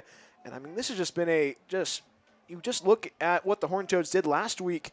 Would you believe that there's kind of like a little bit of a fog right now in this first half for the Horned Toads offensively? Are they looking past this opponent? You get by Union in a high-scoring affair. Athletics is an emotional thing. It's a psychological thing, but we'll see. Watch them blow open the doors right here. Trips to the left, one receiver on that far side. Borjas the tailback to the left side of Noah, moving right to left on your screen. J.D. Reed with the motion. Noah takes a shotgun snap. Noah looking. Noah pressured. Noah has plenty of time, throws to the right side, and it is almost intercepted. Nobody even home in the 559 area code where Noah threw the ball. It was Maya right there for the taking, but it brings up a 2nd down and 10 for Coalinga High School. Now, what's going on here is there's an injured Horned Toad player at the 30-yard line. Yeah, to take away from that right there, it's one more step by that cornerback, and that's 6 points, Brian. Yeah. That pass was thrown to no one but the defensive back, and if he's on that in stride, he's down that left sideline. So we'll check on that injured player on the field right now. As it is, Jesse Bautista, the injured Horned Toad, on the ground right now, being tended to by the athletic training staff for Coalinga High School. As this has just been a very low-scoring affair in this first half between Firebaugh High School and Coalinga High School. I mean, this has just been a very frustrating one indeed. If you're Coalinga, hopefully Jesse's okay. He's being tended to by the athletic training staff. But I mean, the mountain load of penalties, the landfill of penalties, whatever we've been calling it, Coach, it's just been unlike the Toads. Well, you know, you mentioned an avalanche of penalties, but you didn't use it that time, an avalanche of penalties. I mean, prior to the contest, what were you thinking? How many points you thinking the Toads could have put up in this first half? 21. 21. Maybe, yeah. Yeah, 21. Okay. So, yeah, it's just one of those things. Penalties have been the killers, so. As it is going to bring up a second down and 10 for the Horned Toads with 1:10 remaining in the first half. 7-0, Coalinga High School out in front. This has just been the first half indeed. Just penalty markers and everything in between. One receiver left, three right. Borjas, the tailback to the right side of Noah, moving right to left on your screen at the 31-yard line. Noah right now trying to get this offense moving here. 7-0 is our score. Coalinga High School leading. Borjas with the carry up the gut, finds a hold of the 35, runs right to the 40, and Julius Borjas levels his shoulder as he buries Perez for the first down. 1st and 10 for Coalinga High School. Well, it's like I had mentioned that earlier. Is that what they're going to, put up on the whiteboard at halftime? Off tackle right, off tackle left. Borjas has got a quick spurt, and it looks like that could be the bread and butter for this entire game. Three receivers left, one right. Borjas, the tailback to the left side of Noah. Noah takes the snap, swings it out to the left side, caught by Texiera. Texiera past midfield. Texiera to the 45 as he's finally brought down at the 43. Move the sticks once again. Back-to-back first downs for Coalinga High School. Okay, 49 seconds. This is the offense we thought we would be seeing. That's correct. But I'll say that no sooner, and a penalty flag will probably come up, right? So 1st and 10 right now for the Toads, moving right to left on your screen. Ball placed at the 44-yard line. Two receivers left, two right. Borjas, the tailback to the left side of Noah, moving right to left on your screen. Takes a shotgun snap. Noah looking. Noah pressured, rolls left, now trying to scramble for his life as he will slide at the 41-yard line as Fuentes was there to greet Noah Tazi, as it is going to be a timeout taken by the Horned Toads here in Coalinga. See what's going to happen here. I mean, I know in this situation, would you want to air it out in this right now with 30 seconds to go in this first half? Some of those passes they've thrown have nearly been picked off. Yeah. So I just think the way Borjas is running, I love it. That clock stops, get that first down. But I see what you're saying. You're near midfield. You got 40, 50 yards to go there from right to left. What's your take, Coach? You have to look at it from this perspective. Hey, you know what? What do you want to do right now? Do you just want to nurse it all the way home to the end of the half, or do you want to put another 6 on the board here? You want to put points on the board. Exactly. You definitely want to put points on the board because you did not think you'd only be up 7-0 with 30 seconds left here in this first half. So Julius Borjas is on a cart right now going to the locker room. We'll try to get an update for you in the second half from our sideline reporter and camera guy, Richard Welch. So it is going to bring up a 2nd down and 8 for the Horned Toads, moving right to left on your screen. 30 seconds remaining in the first half. Horned Toads right now trying to put another 6 on the board as they will go an empty set. 3 receivers left, 2 right. Noah in the gun all by himself, and now the Horned Toads trying to keep this offense moving here. Watch Noah Texiera. Takes a shotgun snap. Noah throws over the middle. Caught by Texiera. He's to the 20, 15, 10, 5. He's in. Touchdown. Coalinga High School 42-yard strike from Noah Tazi to Dylan Texiera, and the Horned Toads get a quick score before halftime. Who did I say to watch before that play went? Texiera. You know what it was? The effectiveness of that was the pump fake. The pump fake drew, and then that slant came in and catches it and goes all the way in. So, yeah, beautiful, beautiful. And we just said that. They want to get on the board again, make a statement. And as you said, they get the ball in the second half. It's a psychological game, and right now they're in the Eagles' heads big time. As it is going to be Ernesto Villanueva Rodriguez handling the PAT for the Toads. The Toads right now finding their groove, kind of similar to what they had to endure in the Sierra Pacific contest a couple of weeks back. But right now the Horned Toads will handle the PAT. Ernesto Villanueva Rodriguez ready to kick the ball for the PAT on the north end side of Chuck Garton Memorial Bowl. As Ernesto waiting for the PAT. The snap, the hold, the kick. And it goes through the uprights. It's a 42-yard strike from Noah Tazi to Dylan Texiera, and the Horned Toads lead by 2 scores against Firebaugh High School. Step aside. This is Horned Toad football on the Toad Streaming Network.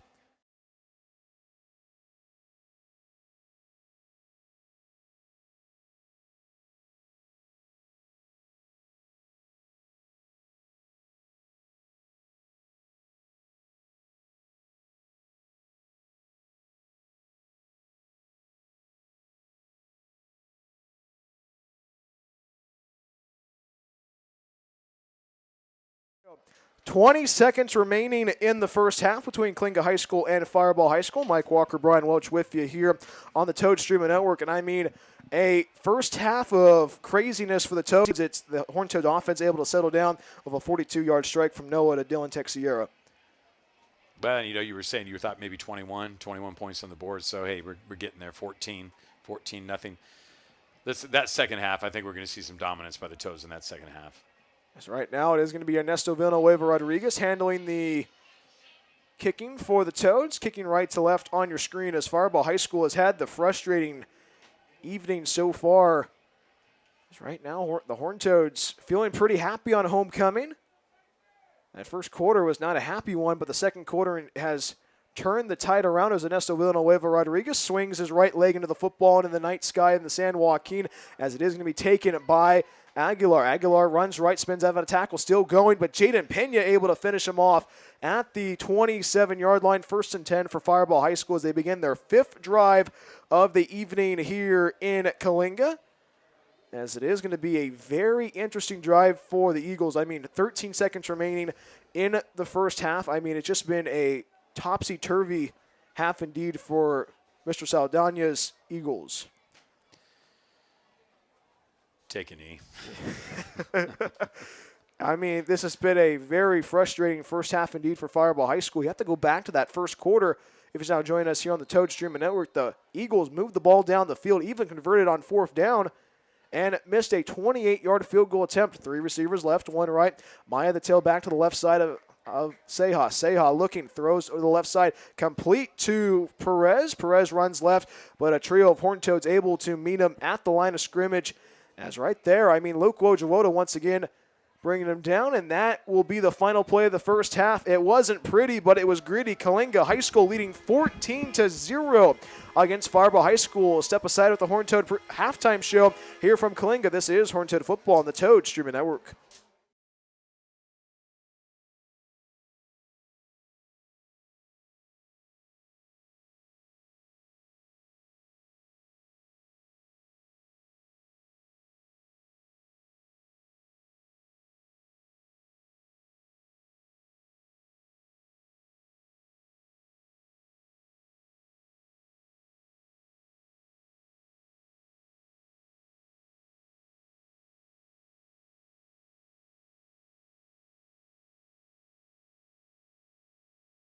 (14-0) is our score here at halftime in Coalinga. Coalinga High School leading at Firebaugh High School. I'm Brian Welch for the Toad Streaming Network, and welcome to the Horned Toad halftime show. Now joined by the head coach of Coalinga College. Coalinga College having a big game tomorrow evening in Merced. It's head coach Justin Burnham, head coach of Coalinga College. Coach, I mean, hopefully we don't see too many penalty markers in tomorrow's game, but how are you doing tonight, my friend? I'm doing good. Glad the Toads are up, but yeah, a lot of penalties so far. You're right. And you know what? Coalinga College, new name for the school this season. Previously West Hills College, Coalinga. But your Falcons are 1-2 on the season. Good victory against Yuba College. But I mean, what's the team been like this season? Good. We're on the right path. We're improving every week. But the first week was turnovers. We had the fire issues and had to cancel practices. Moved the game from being a home game, quite a mess, and lost in overtime. And whenever you have an overtime loss, we know it comes down to 3 or 4 snaps on each side of the ball, and then. Had a big win, like you said, on the road, and you came up with us to Yuba. And that's correct. 49-6 and played well. And then last week was just, down to the wire, up at halftime and then just lost it in the second half. But again, penalties were a big one, as we're seeing tonight, and it was a big one for us. It hurt us on a couple drives, and that's where we're at. 1-2 now go to conference play to Merced, and we'll see what happens tomorrow. See if we can get back on track in conference play and see if we can make it run like we did a couple years ago. And a couple of your players that used to be Horned Toad players, like Devin Sanchez and Mario Delgado, what's it like to see those former Horned Toads come back to see the current Horned Toads play, especially for homecoming night here today? I think it's great. I think it's great to see those guys, step out of their comfort zone, after high school, go play here in Coalinga at West Hills Coalinga, and then also now come back and be around the other younger guys that are in high school, and just I was a Yosemite guy, so I went back a couple times, and it's good to go back and see everybody and, hey, look what I'm doing something positive. I'm not just doing like a lot of guys and not doing the right things, and those guys are doing really well. Mario and Devin are both great players, great kids, and they're doing great for us, and I think we're going to have another good group here coming this year from Coalinga High. Well, that's good to hear, and I know I actually interviewed you. We did our pregame interview a couple of hours ago, but I mean, what are the keys to success in beating Merced College tomorrow afternoon, my friend, or tomorrow evening? Yeah, number one, just controlling turnovers and penalties, like everyone's going to say, every head coach in America at every level. But I think tomorrow it's going to be, the real nuts and bolts are going to be, can we stop their run game? Can we make them pass the ball and get into a little bit of what they don't want to do? They want to control the ball and the clock and be able to throw when they need to and want to. And then for us on offense, we need to be able to not be one-dimensional ourselves, be able to move the ball and run the ball and pass the ball. But also they have a couple guys that we're going to attack, and we'll see if we can do a good job of it. Coach, good luck out there tomorrow evening. I will see you in Merced. Enjoy the rest of the game, my friend. Thanks, Brian. That's head coach Justin Berna of Coalinga College as we continue here on the Horned Toad Halftime Show. We'll give you some of the scores from across the college football landscape. It's number 6 Oregon leading Michigan State at Autzen Stadium 24-0 as it is 13 minutes in the fourth quarter right now. UNLV and Syracuse tied up at 31 apiece at Allegiant Stadium as UNLV had a very impressive victory last week against Fresno State as they are battling with Syracuse. Is UNLV that group of 5 squad that will make it into the college football playoff? We shall see as we are in early October. Jack State takes care of Kennesaw State 63-24, and another, that was the final, and Houston beats TCU 30-19 in Fort Worth as Houston's running along pretty well in the Big 12. A couple of scores from yesterday as it was Texas State defeating Troy 38-17, and Sam Houston, a team that was an FCS team, moving up to Conference USA in Division I. Very impressive showing against UTEP, defeating the Miners 41-21. So those are some of the scores from across the college football landscape. Second half coming up right after this. This has been the Horned Toad Halftime Show here in Coalinga. Our halftime score once again is Coalinga High School with 14, Firebaugh High School 0. This is Horned Toad Football on the Toad Streaming Network.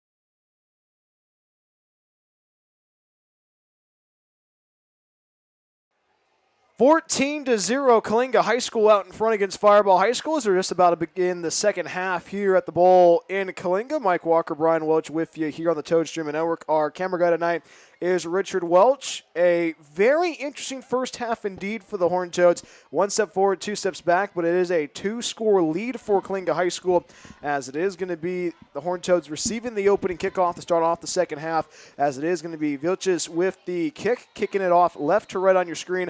As we'll get to hear from Mike Walker in a little bit, but it's going to be Vilches kicking it off left to right on your screen. It is a hot Friday evening in the San Joaquin Valley. It's going to be a low kick as it will be taken by the Toads. Bobbling it is Andrew Garcia, still on his feet, still running forward as he is going to be brought down at the 42-yard line. 1st and 10 for Coalinga High School, moving right to left on your screen. But it was just the first half of penalties there, Mike Walker. Well, you know it's so bad. I've got PTSD, Brian, because you got a Toad player out there with yellow shoes on, and I swear I thought another flag was thrown on the field. So I got PTSD. Hey, real quick, a shout-out to Joe and Liz Hall up in Redding, California. So they're listening to us all the way up there. That's correct. Near the Oregon border almost. So, yeah, his grandson is on the team. We'll give a shout-out to them, and hopefully they'll continue to enjoy watching and listening this evening. Actually, there's a really good baseball team in Redding called the Redding Colt 45s. 2 receivers left, 2 right. Borjas to tailback to the left side of Noah, moving right to left on your screen. Noah takes a snap, end around over to Texiera. Texiera running left to the 45. He's still on his feet as he gets to the 46. Good play there, as it was Thomas who upended him there, but it was Texiera who had that touchdown in that first half, and Texiera begins second half right there, Coach. You've been everywhere up the entire coast. I mean, have you been to Walla Walla, Washington, and Kalamazoo? I have not been to Walla Walla, Washington, but hey, Redding is a Tiger Field in Redding. Beautiful. It's kind of an old park. Yeah, it's like a slant. It's a brick outfield, actually. But this isn't the one that the homeless people hop over the fence. Yes, they do. Okay. That's the well, one. you neglected to say that one. So. Sorry about that, Hall family.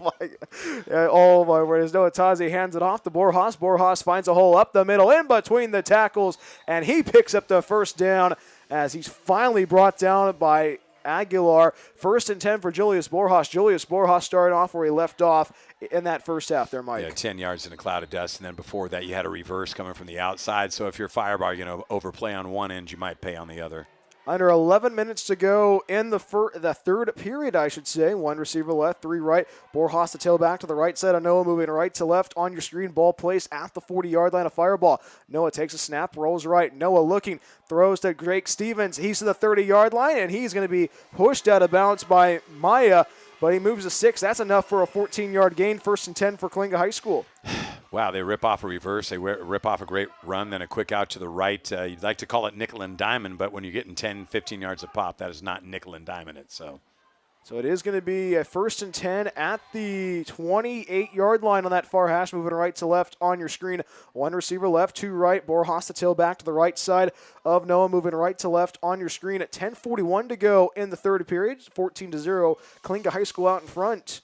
Noah takes a shotgun snap, swings it out to the left side, caught by Texiera. Texiera shaking and baking, and he will be wrestled from behind, as it was for Firebaugh High School. Julian Garcia, first time we've called his name this evening. 17 tackles before tonight.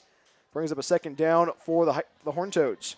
Okay, it's Joe Ward, and he has gone to see the Colt 45s, but I don't know if he's seen the homeless folks at all. Well, the Colt 45. How could there was Joe Hall, was a former teacher at the high school. That's the mistake. But Joe Ward, you are much better looking than him. So.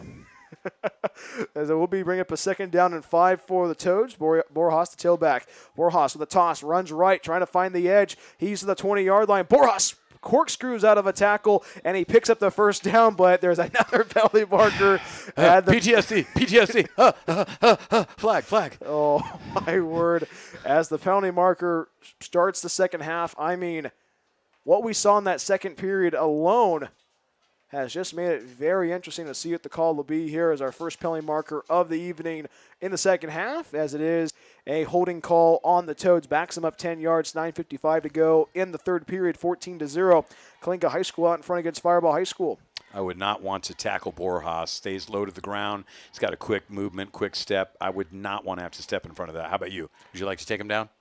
I mean, in my high school prime, maybe, but I mean, Julius Borjas is a bulldozer indeed. I remember your high school prime. You played tennis. So. No, that was a little fuzzy ball. Okay. was not Borjas. 2 receivers left to right. Borjas tailback to the right side. Noah throws to the left side, and it is going to be batted away and almost intercepted. Oh, my word. Dylan Texiera was on the battle there with a Firebaugh defender, as it was Omar Perez on the defense. I mean, it kind of had shades of what happened in that first half when Noah threw that pick. Yeah, well, the interesting thing is Texiera went back to being a free safety on that play. He had to become and take the defensive stance because that ball would have been intercepted, so he broke it up. Otherwise, it's interception for the Eagles. So it brings up a 3rd and 12, I should say, for the Toads, moving right to left on your screen. 3 receivers left, 1 right, tailback to his right side. That is Borjas. Tazi in the gun, moving right to left on your screen. 9:48 to go in the 3rd. Noah looking. Noah, plenty of time. Rolls left, pressured. Noah trying to run for it, but a whole host of Eagle tacklers able to bring him down as Fuentes leading the charge for Firebaugh High School as it sets up a 4th down for Coalinga High School. This is a very similar drive to what we saw in that first half when the Horned Toads had momentum, but a penalty marker pushed them back, and the Horned Toads will be forced to punt or not with 4th and 10 with 9:21 to go in the 3rd period. With that ball there sitting at, the 28-yard line, 29-yard line, you got to assume they're going to go for it because even if they turn the ball over on downs, look where the ball is. So I think they're definitely going for it here. Don't you think you give the ball to Borjas here? You have to. 2 receivers left, 2 right. Borjas, the tailback to the left side of Noah, moving right to left on your screen. 4th and 10. Noah, plenty of time. Rolls right. Noah looking, throws to the right side, and it is incomplete as Andrew Garcia had to land on the concrete on that track on the far side as the Horned Toads turn the ball over on downs. 1st and 10 for Firebaugh High School with 8:48 to go in the 3rd quarter. 14-0, Coalinga High School out in front. The coaching staff is thinking they should have listened to Mike Walker. Well, I mean, they should have given it to Borjas, and they know that now. They're kicking themselves because they're thinking, Mike Walker's a basketball coach, so he knows what he's talking about. Absolutely not. It was a nice sprint out there to the right, and it was a nice cannon of a throw there. But, man, that receiver took a hard hit on the track area after that play. So it brings up a 1st and 10 at the 28-yard line. 2 receivers left, 1 right, as Maya will be in the backfield with Isaac Seha moving left to right on your screen. Seha in the gun moving left to right with 8:48 to go. Maya with the carry, runs left trying to find the edge, but he's going to be brought down behind the line of scrimmage as it is going to be who else? It was actually new tackler for the Toads, number 42. We don't have his number. We do have his number.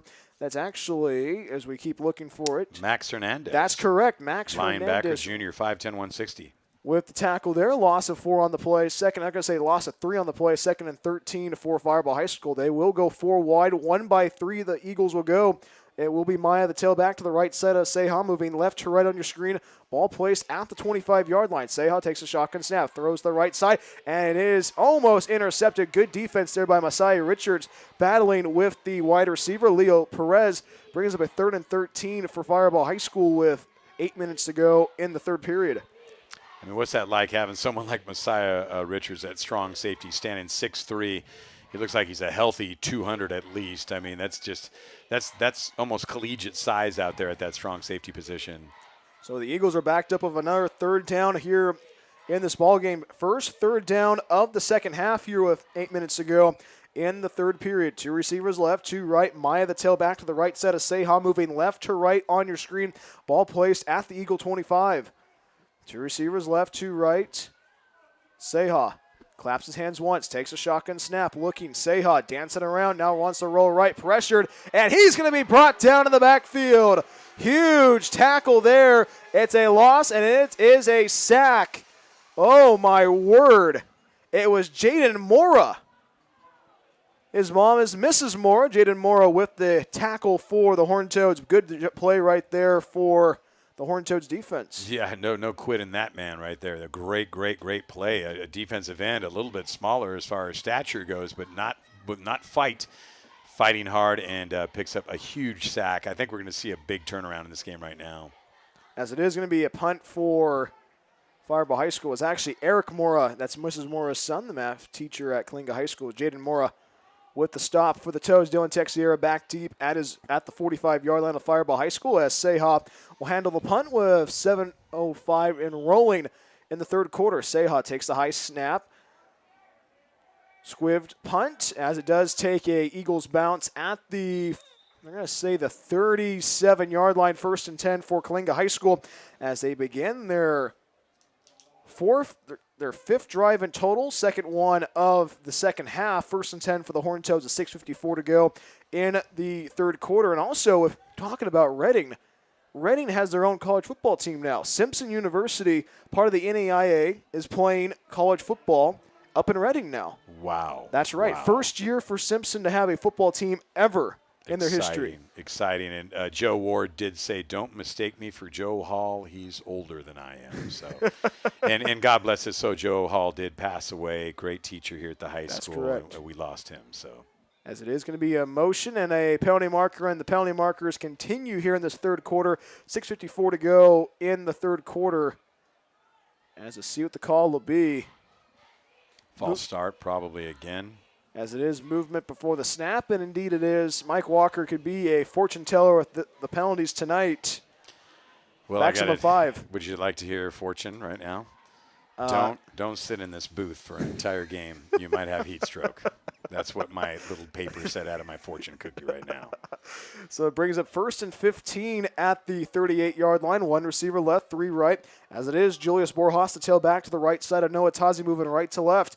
Noah throws to the right side, complete to Andrew Garcia. Andrew Garcia still going, but the ball squirts out late. But now whistles are going. What is going on here? As it is, it was Perez taking it all the way back. Let's see what the call will be. Incomplete pass. I'm not sure what it would be. Ball touched the ground. It's not like we have instant replay. As let's see what will happen here. I mean, this has just been a very frustrating one indeed. I mean, especially with how lengthy these calls have been. I mean, these discussions. Well, I mean, the thing is that I'm getting paid by the hour, so I don't really mind the duration of this game. It's not an issue for me. I mean, you pay me well. And, folks, if you'd like to know how he pays me, Chick-fil-A sauce. Thanks a lot. Inflation's rough on poor Brian Welch, so. 1 receiver left, 3 right. Julius Borjas to tail back to the right side of Noah Tazi, moving right to left.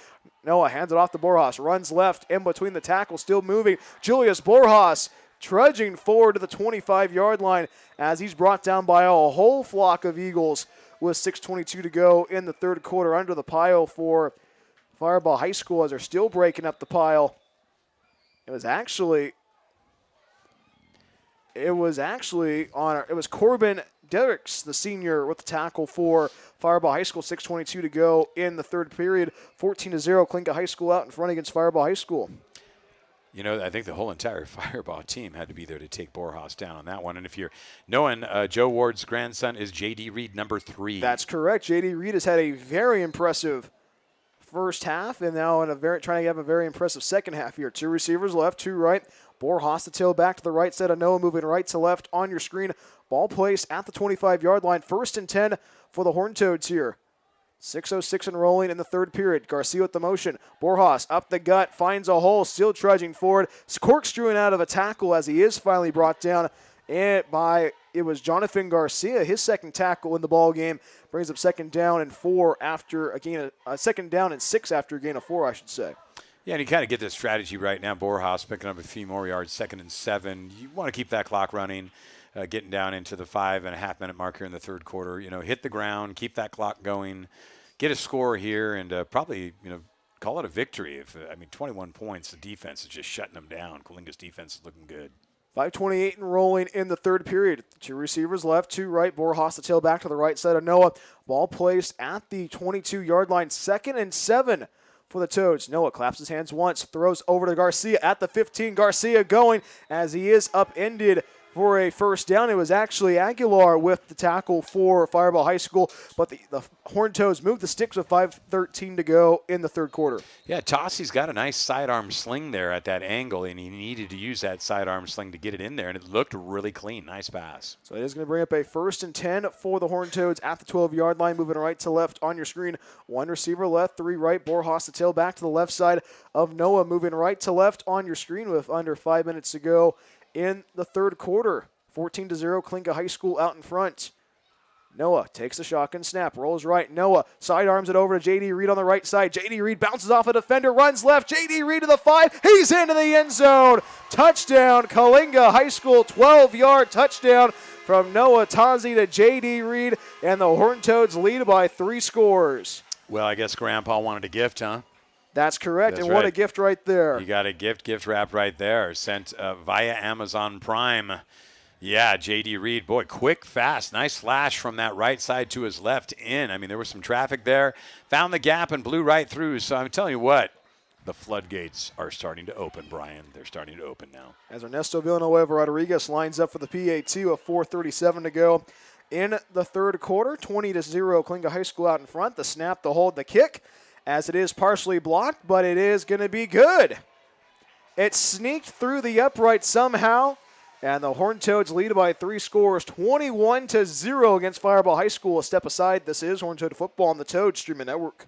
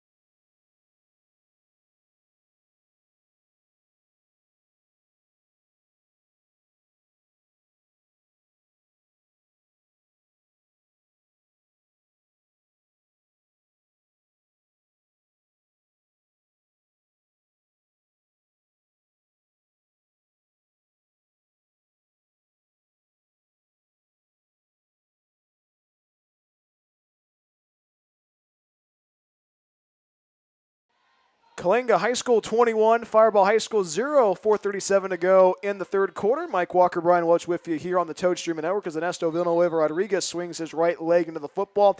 And yet again, another penalty marker on this penalty marker ridden Friday night here on the west side of the San Joaquin Valley. Let's see what the call will be, and it is a false start against the Toads. They went a little bit early on the kickoff. You don't see that every day, right, Coach? No, you don't see that every day at all. And J.D. Reed's grandpa, Joe Ward's rubbing it in. He said it's 76 degrees there in Reading right now. So he's rubbing it in. But I did check the annual rainfall up in Reading, and it's abysmal. So take that, Joe. You know, when we're sitting with our 8 inches and you're trying to swim in Noah's Ark, give me a break now. Seasonal affective disorder is what I think they call it. Well, actually, in Reading, there's actually some caverns, like north of Reading, like there's like in the caverns on Lake Shasta. We went there with the Summer Collegiate Baseball team, the Fresno Athletics, as there is an injured Firebaugh High School Eagle at the 10-yard line right now. As there was a cavern, we got to see the caverns, and that's what, like, knowing Reading, especially there's the Cattleman's in Reading, really good steakhouse right near the 5, and also, I mean, there's a good Walmart there. I mean, it's really, I mean, wait a minute, is that an oxymoron? There's a good Walmart, jumbo shrimp. What about the caverns? Is there a pot of gold in there or something like that? Well, actually, the buried treasure. I believe the wards went up there to look for treasures in the caverns. Well, actually, there's a lot of gems up there, like from erosion. I mean, we got the geologist in the building. He could probably explain. He could definitely explain what's going on here. My one semester geology helped me out figuring out what was going on in the caverns, but it was just beautiful to see. Igneous, sedimentary. Yeah, exactly, all that kind of exactly. Stuff, yeah. I mean, it was like 60 degrees in the caverns. Really cool, especially in Reading when it's in the summertime. It's like 115. I did a game there when it was 115 well, you my notice first year. Joe hasn't mentioned that, though. Well, exactly. I mean, and also, don't forget about the Sundial Bridge in Reading. I know we're hyping up Reading right now here on the Toad Streaming Network. There is an injured Firebaugh High School Eagle. No, and it is interesting. I've spent actually a decent amount of time in Reading as I headed to the Pacific Northwest every summer, and it has very, very beautiful areas. I just know that I've seen a lot of individuals there that I wonder if they're serial killers sometimes. So nothing against Reading. But head up to Grants Pass, a little bit north of there too. There's some interesting places and individuals there. Well, as well. actually, there's on Medford. There's the Medford Rogues, a really good baseball team. Harry and David Field. You like the dried fruit as the injured Firebaugh High School Eagle is actually Chris Thomas, the injured Eagle, walking off the field right now, being helped off the field by the athletic training staff for Firebaugh. As actually Harry and David Field, Harry and David has dried fruits. Kind of is really interesting. And actually, they're called the Rogues because of the Rogue River. Oh, the Rogue River runs through that way. My correct. challenge for Joe Ward is, hey, Joe, drive the 5 hours down. Get up here in the booth with us. You know what? Hey, our next broadcast is the Dos Palos game. Dos Palos, which should be a good game. That will be a good game. Okay, that's your challenge, Joe. You're retired. You have the time. Come on now. These corrections officers, they can retire at like 28 years of age with 100% of their income, but I'm not upset about it. I'm not jealous at all. So I work with kindergartners, right? We're having fun, Joe. We're having fun, Joe. Only joking around. So Liz as well as Liz. That's going to be a low kick for the Horned Toads, as it will be taken full by Firebaugh High School, as it is Garcia running left as he is brought down at the 42-yard line.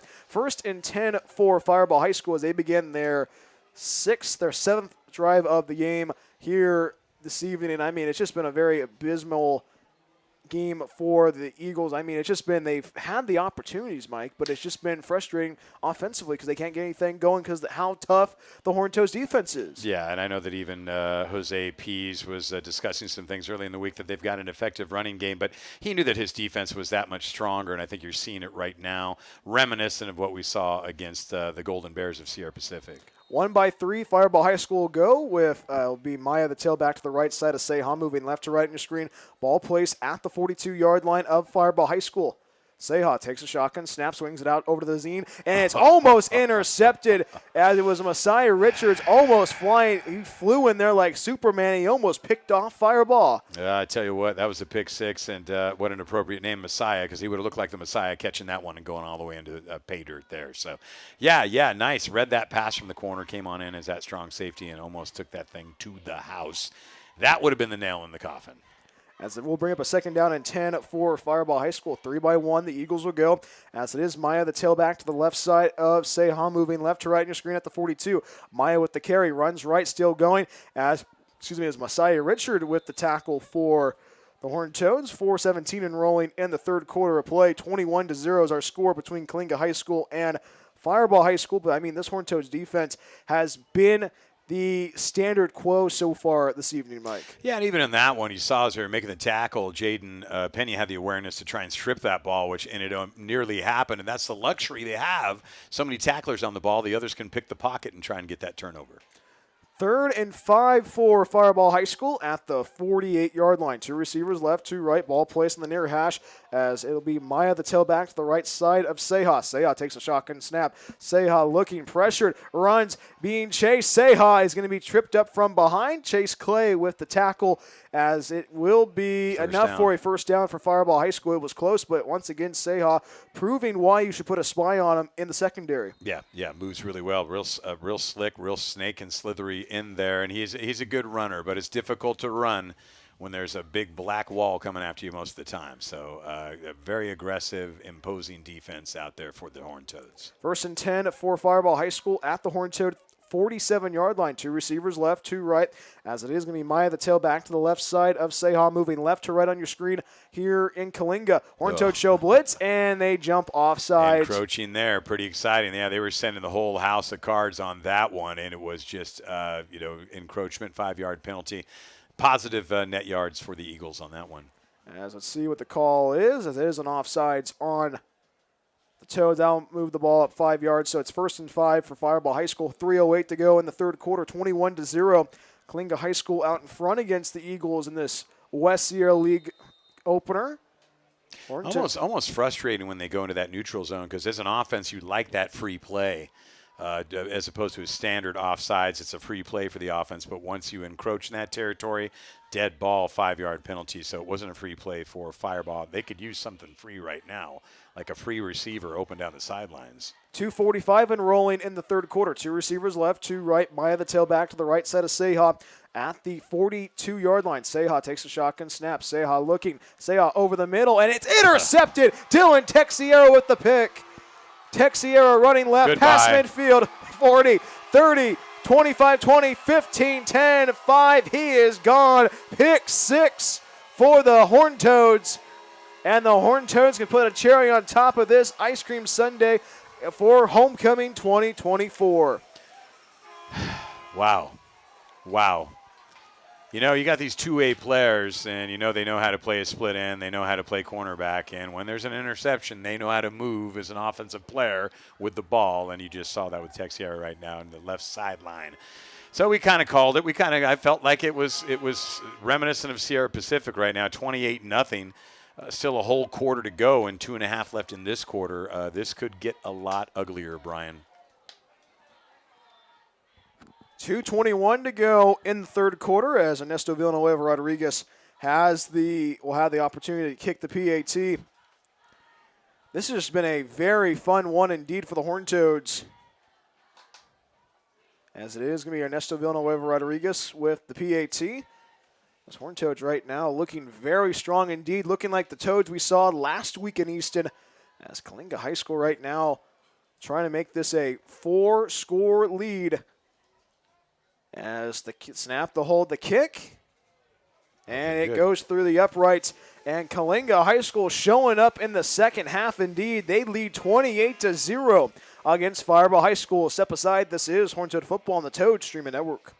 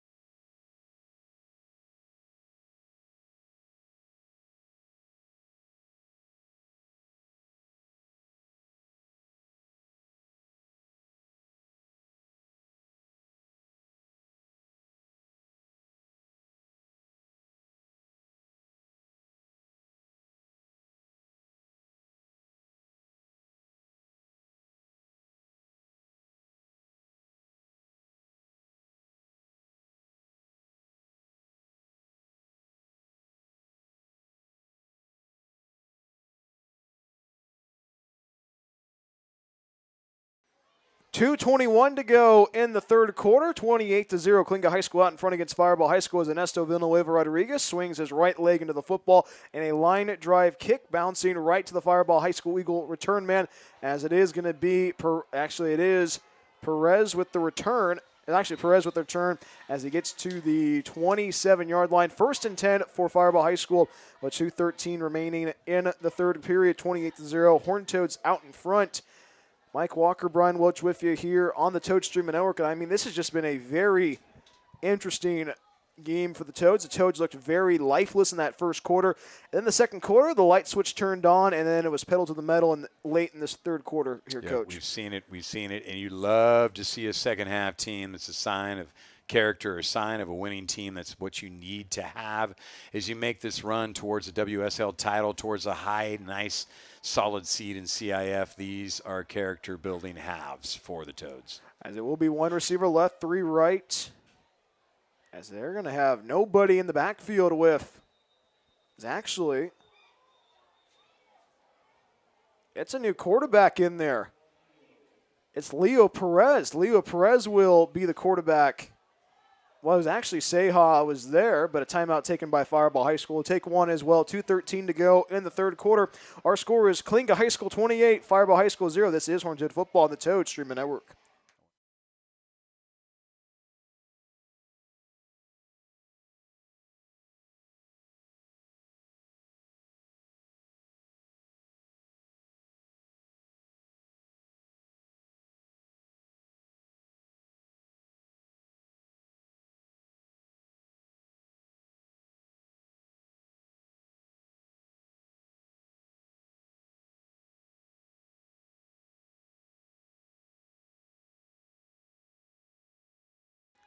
2:13 to go in the third quarter, 28-0. Coalinga High School out in front against Firebaugh High School. Mike Walker, Brian Welch with you. 1st and 10 for the Eagles, moving left to right on your screen. 1 receiver left, 3 right.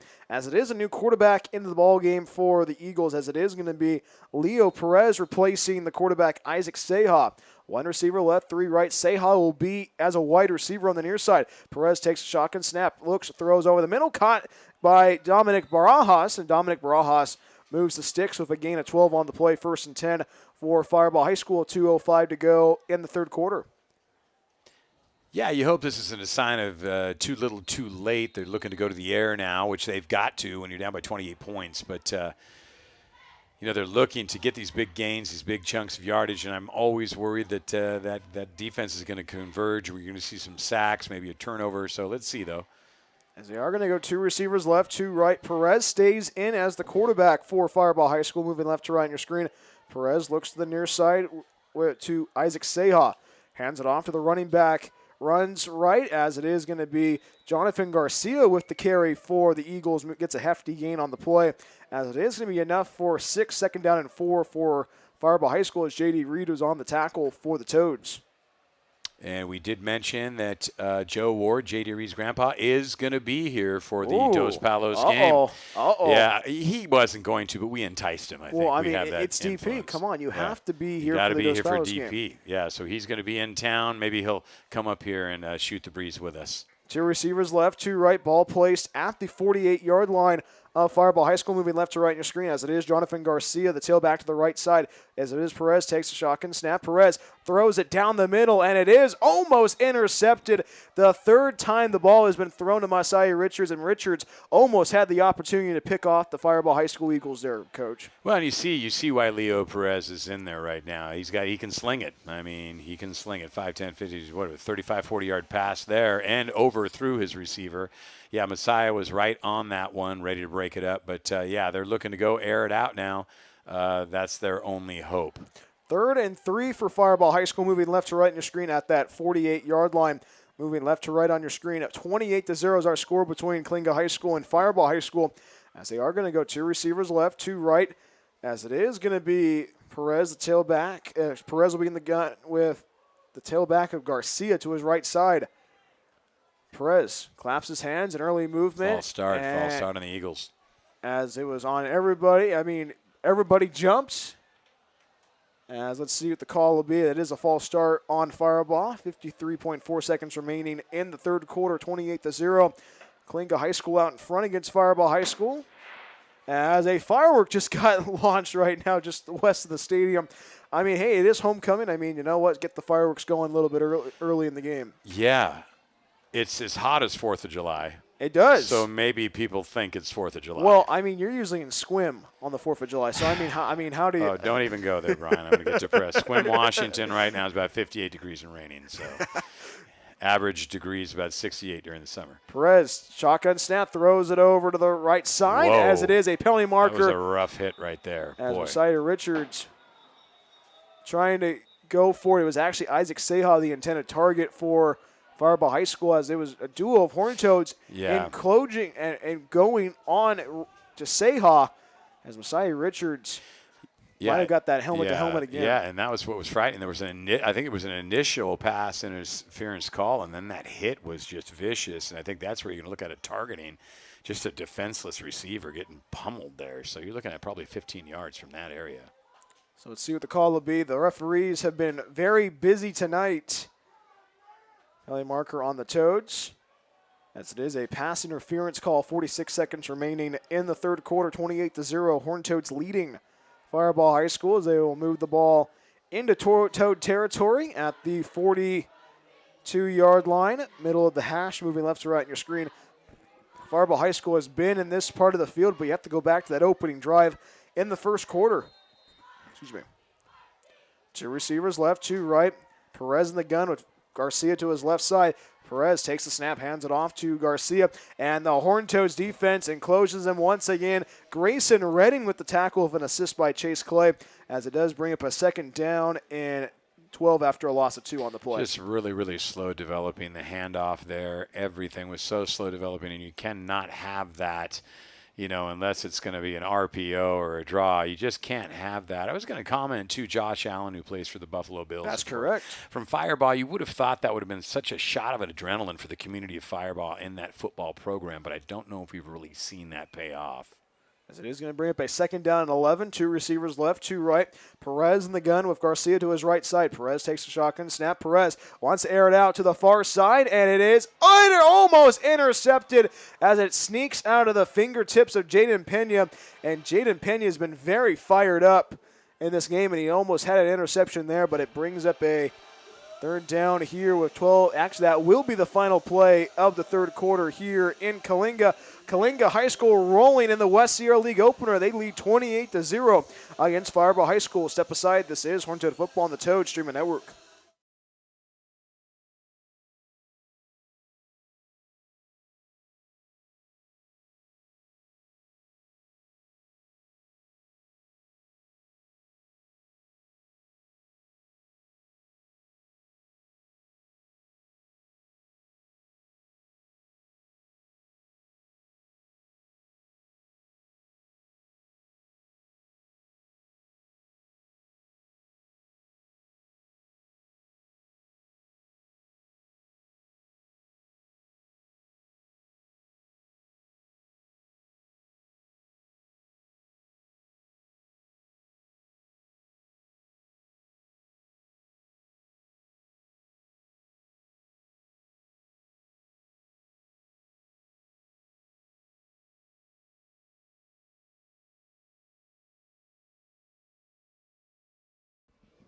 We begin the 4th quarter here in Coalinga, 28-0.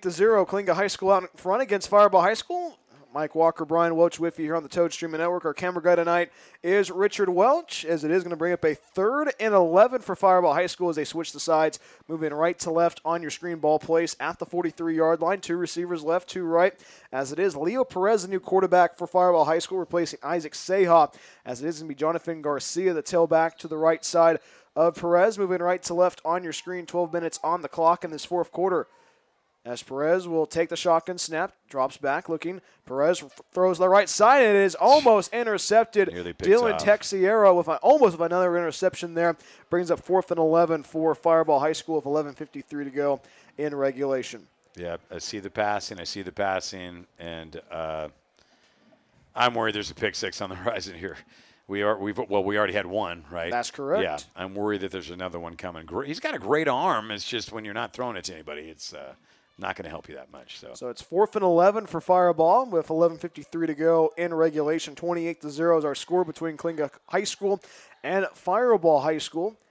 As they are going to go 3 receivers left, 1 right. Perez in the gun with, it's going to be Jonathan Garcia to his right side, moving right to left on your screen. 11:53 to go. As it is, Perez takes the snap, pressure, and he's going to be brought down in the backfield. Grayson Redding with the sack as Firebaugh High School turns the ball over on downs. 1st and 10 for Coalinga High School. Yeah, and you notice there he's got an arm, right, but he doesn't move well in the pocket at all, and that's the issue right there. If that rush is coming, he's not going to be as slithery as the starting quarterback for Firebaugh at that backup position. Great arm, but you could just see he did not have the moves to get out of that pressure. So right now the Horned Toads will get the ball back. Do you want to go on the attack, or do you want to chew the clock out right now? Well, for our sake, yes. I would tell Coach Pease right now, score. Okay, of course. Yeah, that's what I'm going to tell him. I'm going to score. And I'm not sure. We're running some backups out there right now. It looks like we are. I don't see Borjas out there. As it is going to be. But Alvarado we can run, and it doesn't look like. Noah hands it off, ball on the carpet, and it's going to be still battling for it, and Coalinga High School will fall on it, as actually it was going to be, it's Andy Orozco, the homecoming king, who actually falls on it all the way back at the Horned Toad 40-yard line. I mean, a bad play to start off the drive, but hey, at least it was not a turnover there, Coach. That's crazy, and he's the king, and it looked like there was rebellion and mutiny going on. The king was running for his life there. Just as I said, there's going to be 6 points coming quickly. That happens. They drop back down to, 2nd and 18? 2nd and 18. So right now, this Horned Toad squad offensively, if you've seen this squad this season, you have to go back, especially that Templeton game. That was a close one. Also, a very slow start against Sierra Pacific at home. So right now the Horned Toads trying to keep this offense moving here. One receiver left, two right, 10:55 and rolling in regulation. 28-0. Coalinga High School out in front, 2nd and 18. Noah takes a snap, looks. Noah throws to the right side, caught by Tyson Alvarado. Tyson Alvarado still going as Leo Perez brings him down from behind, as it is going to be a gain of, they're going to say a gain of 7 on the play. Look to your left, though, what's on the field? And another penalty marker on the field. Maybe a personal foul, late hit on the quarterback. Tossie got hit, or it's another holding penalty. We'll see. I think it is against Firebaugh. Let's see what the call will be here. Personal foul. Roughing the quarterback. There as you go. it is on Firebaugh High School, as it is going to be an automatic first down for Coalinga High School, as it is a 28-0 lead in favor of Coalinga High School. I mean, this has been the evening of penalties here. And, you know, we were kind of joking. We were being hyperbolic with 20 penalties. I would like to know how many there are. We're easily in double digits, right? Yes. Yeah. I mean, we could be in the roaring 20s right now. Yeah. That's going back to Joe Ward's days. So. I hope he's listening, because Joe and I are both members of the Hair Club. So oh my word! He'll laugh at that one. He knows. Oh my word! So 1st and 10 for Coalinga High School at the Firebaugh 45. 2 receivers left, 1 right. Pistol look for the Toads here with 10:41 to go in regulation. Tyson Alvarado will be to the right side of Noah Tozzi, moving left to run your screen at the 45-yard line. Takes a shotgun snap, hands it off, runs right. Borjas trying to find the edge. Borjas still going to the 45, stiff arms a man, still going. Julius Borjas being a bulldozer, pushing defenders all over the place as he is finally pushed out of bounds by Noah Calderon. 2nd down and 5 for the Horned Toads.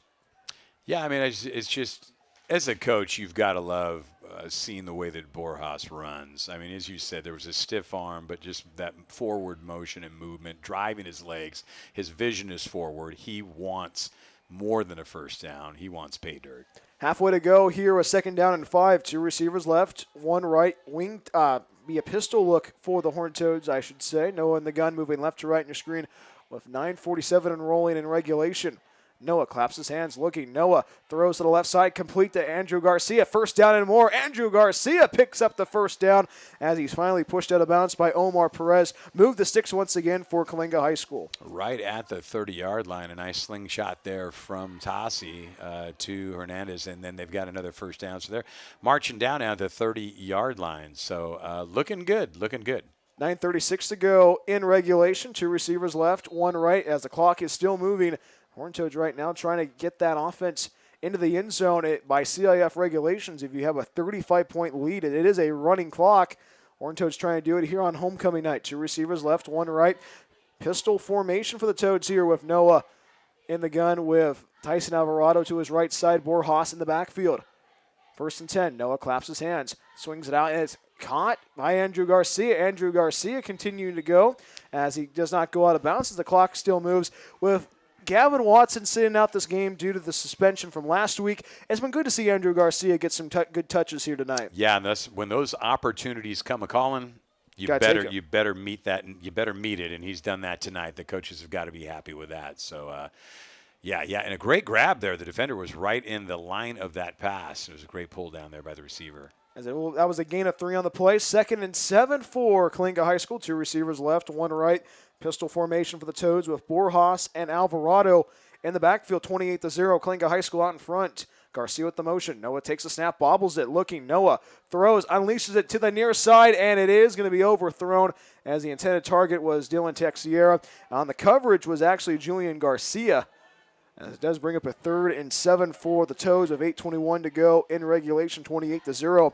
Horned Toads out in front. Texiera looking for a pass interference call there, looking over at the zebra, hoping to get that call. Nice pass, but again, nobody was open, but it looked nice. It was going to go to that corner. If someone was there, you would have had 6 points on the board.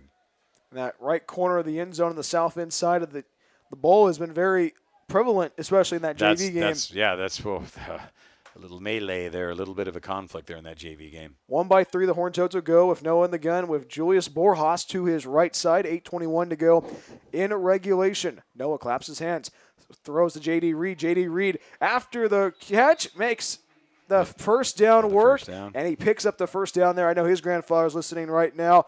Another first down for Coalinga High School. 16-yard line, first down, and driving in towards the end zone again. Reed stumbled up a bit, but the frightening thing about him is if he's not going to get tripped up, he's gone. He's gone as he heads over to the sidelines right now. But great athlete, a great player. So he's going to bring up a 1st and 10 at the 17-yard line, moving left to right on your screen. 8 minutes remaining in regulation. 28-0, Coalinga High School out in front against Firebaugh High School.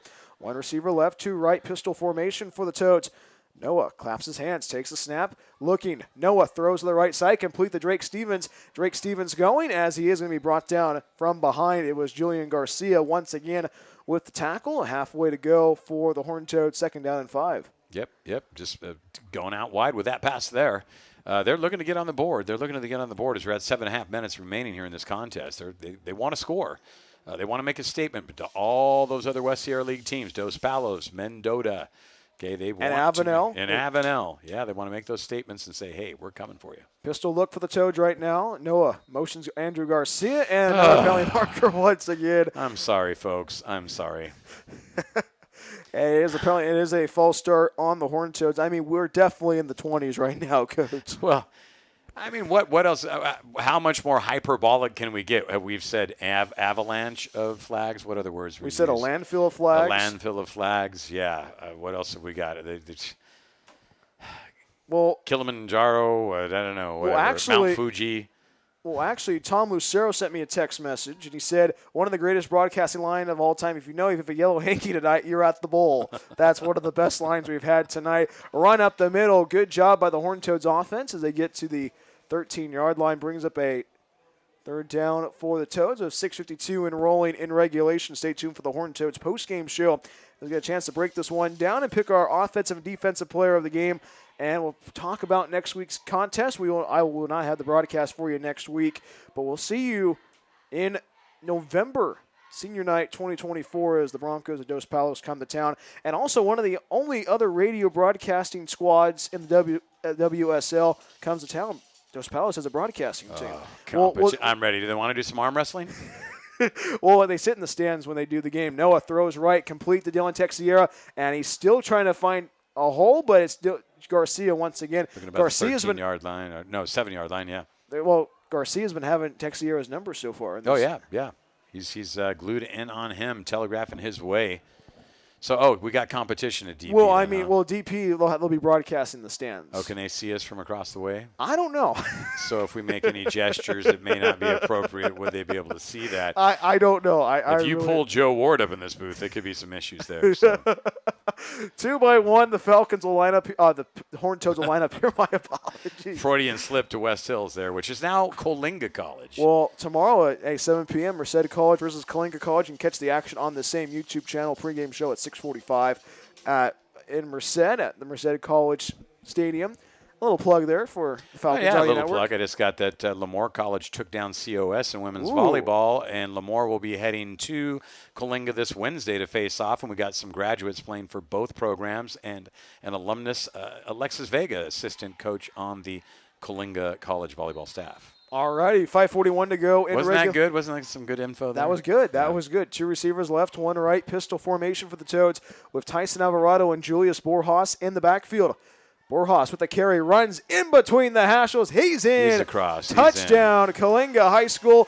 And let the celebration begin on Homecoming 2024. A 4-yard run from Julius Borjas. Right off the left tackle. I thought you could say, and let the running clock begin, but you said let the celebration begin. Well, I mean, we can say that as well. Okay, say it then.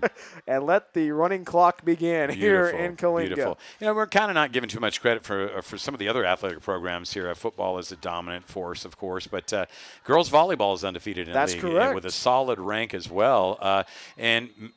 Hey, he's your man. Josh Walker continues to have one of the most dominant tennis programs, girls and guys, as the point after try is up and good, I believe. Makes it 35. You want my job now, Coach? Yeah, I want that. No, it doesn't pay enough. Chick-fil-A sauce does not feed a family. But yeah, Josh Walker's been doing amazing things That's over there. correct. He had a defeat. He defeated Bageled Firebaugh girls tennis 9-0. That's a bagel. First time they ever. defeated them, I think, in about 8 years. That's so right. he's doing some great things, working hard, and major props to him. Sydney Ruth is a new volleyball coach over there for the ladies volleyball team, undefeated, and I believe they're looking at a 40 rank here in the Fresno area. So they'll be looking at a good CIF seed, and they've already, I think they've got the West Sierra League title locked up with the way they're playing as well. So props to them. But football, wow, this team looks really, really good, Brian. If I'm going to have to play defense against them, I don't know what to do. 10 Hail Marys and 5 Our Fathers. So the thing is, for me, it's kind of like also, I mean, after football season becomes basketball season. I know that you're excited. Don't even go there, Brian. I got to get some anti-anxiety meds. Oh, boy. I lost 4 starters, and the post player of the year is graduated now. So I got 2 playing at Lemoore College right now. So it's not a rebuilding year, but it's going to be a little more challenging. Tough schedule. As it is going to be a kick for the Horned Toads, Ernesto Villanueva Rodriguez kicking the ball off left to right on your screen as he swings his right leg into the football. End over end kick as it goes out of bounds. What's that going to be? Another penalty flag. marker. So the clock should be running right now with a 30-point lead. Well, I guess the guy on the clock, Cleet Walker, must be enjoying himself too much, you know. Nothing like a great evening shooting the breeze with head coach Jason McFarland over there. So, you know. Having the talking about the basketball trade, I believe. Yes, obviously talking about that or about some of the great items he got from Costco that are high protein. He loves sharing those on the Friday nights. So, yeah, 5:27, 35-0. Who would have thunk it? You know what? Both of us would have thunk it.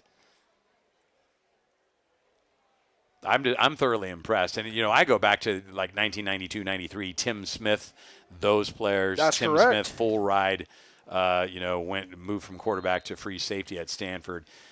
This team is loaded with talent. They really are.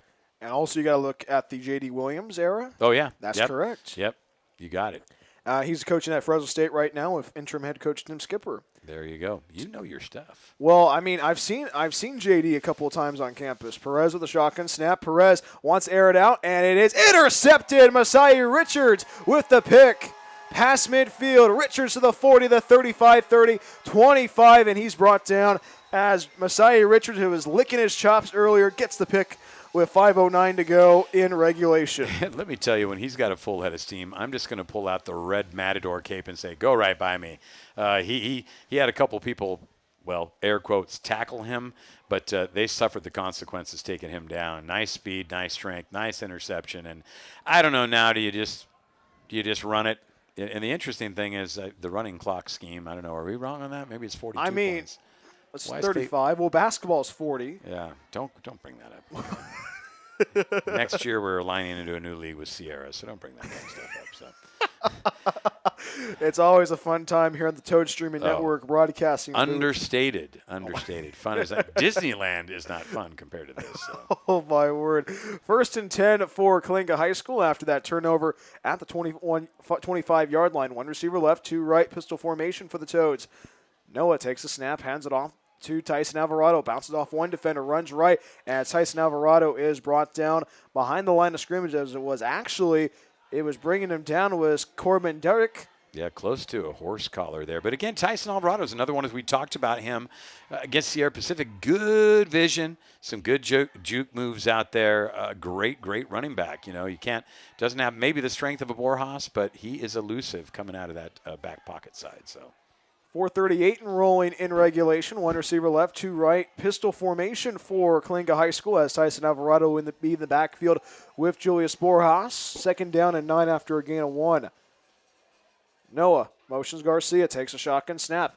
Hands it off to Tyson, Julius Borjas, and Julius picks up a couple on the play, picks up 3 in fact. 4:15 and rolling in regulation. 35-0 Coalinga High School out in front. As next week, the Horned Toads welcome in Avenel High School for a 7:30 showdown, and also it is the sunrise matchup with ABC 30. As they will have a rally at 5 o'clock in the morning with the local AM 30 news on ABC 30. So it brings up a 3rd down and 8 for Coalinga High School. Garcia with the motion once again. Noah claps his hands, looking. Noah throws to the left side, complete to Andrew Garcia. First down and more, jukes a defender. Andrew Garcia bringing Firebaugh defenders with him at the 10. I mean, Andrew Garcia having the time of his life tonight, Coach. Yeah, and you're almost intimating there, Brian, that could be our offensive MVP. But we'll keep it under. I mean, there's a whole lot of candidates for offensive. Well, I mean, I know you got that beautiful envelope that we say in the winter is, and we tear it open and pull out. It's not La La Land. It's not La La Land, there, Coach. I love that movie. I'm in touch with my feminine side every time I watch it. So beautiful musical. So it's first and goal for the Horned Toads. One receiver left, two right, pistol formation. Noah hands it off to Tyson Alvarado as he's brought down from behind. Hit hard. A hard hit. It was actually number 21 for Firebaugh High School. We don't have a number 21 on. It was Joe Afalo, I should say, with the tackle. Thank you. You're welcome. After that hit, Tyson Alvarado, I think I read his lips. He said, "Ice bath, coach, ice bath." Yeah, hard hit from behind on the back there. But Coalinga High School having that slow start. You don't want to have these slow starts, especially in this part of the season. But the Horned Toads able to battle back in the second half. The second half kids having a very impressive showing. It's going to be Borjas up the gut, spinning forward as he's brought down by Jonathan Garcia. 2:21 and rolling in regulation. Stay tuned for the Horned Toads post-game shows. We get a chance to break down what we saw tonight here in Coalinga. Plus, we also pick our offensive and defensive player of the game and also preview what's going to happen next week as the battle for the 14-mile stretch on State Route 33 will heat up between Avenel High School and Coalinga High School, as that is the morning matchup. Are you going to be there, Coach? I'm going to roll over in bed and go back to sleep.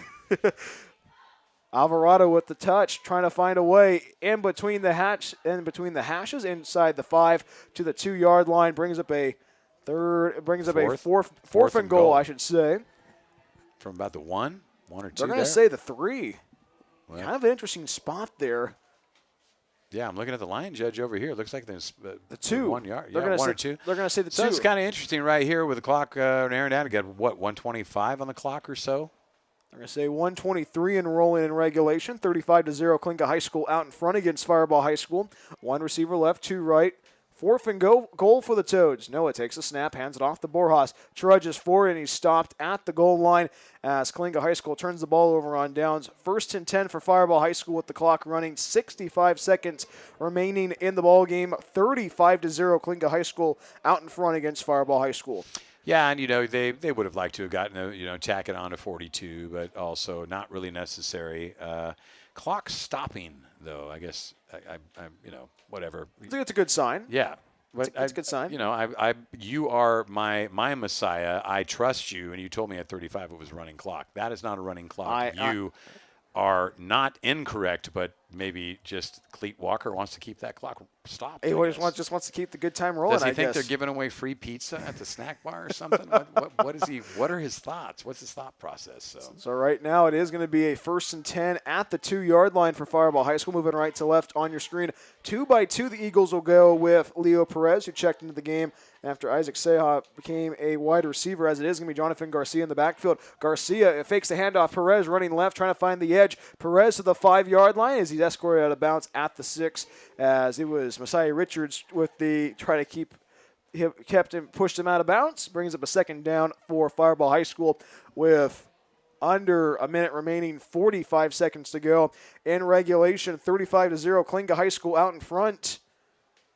As the Horned Toads had a scare tonight, especially in that first quarter, but the second quarter on, it has turned well. Perez with the shotgun snap, quick throw to the left side, complete to Barajas as he does step out of bounds at the 17-yard line. The clock still moves. Under 30 seconds remaining in regulation. 35-0, Coalinga High School out in front against Firebaugh High School, as the ball will be placed at the 17-yard line. Go ahead, Coach. I was just going to say, kind of really respect them. They're still fighting. They're fighting to the end. It was interesting. The receiver went out of bounds, didn't realize it was a running clock.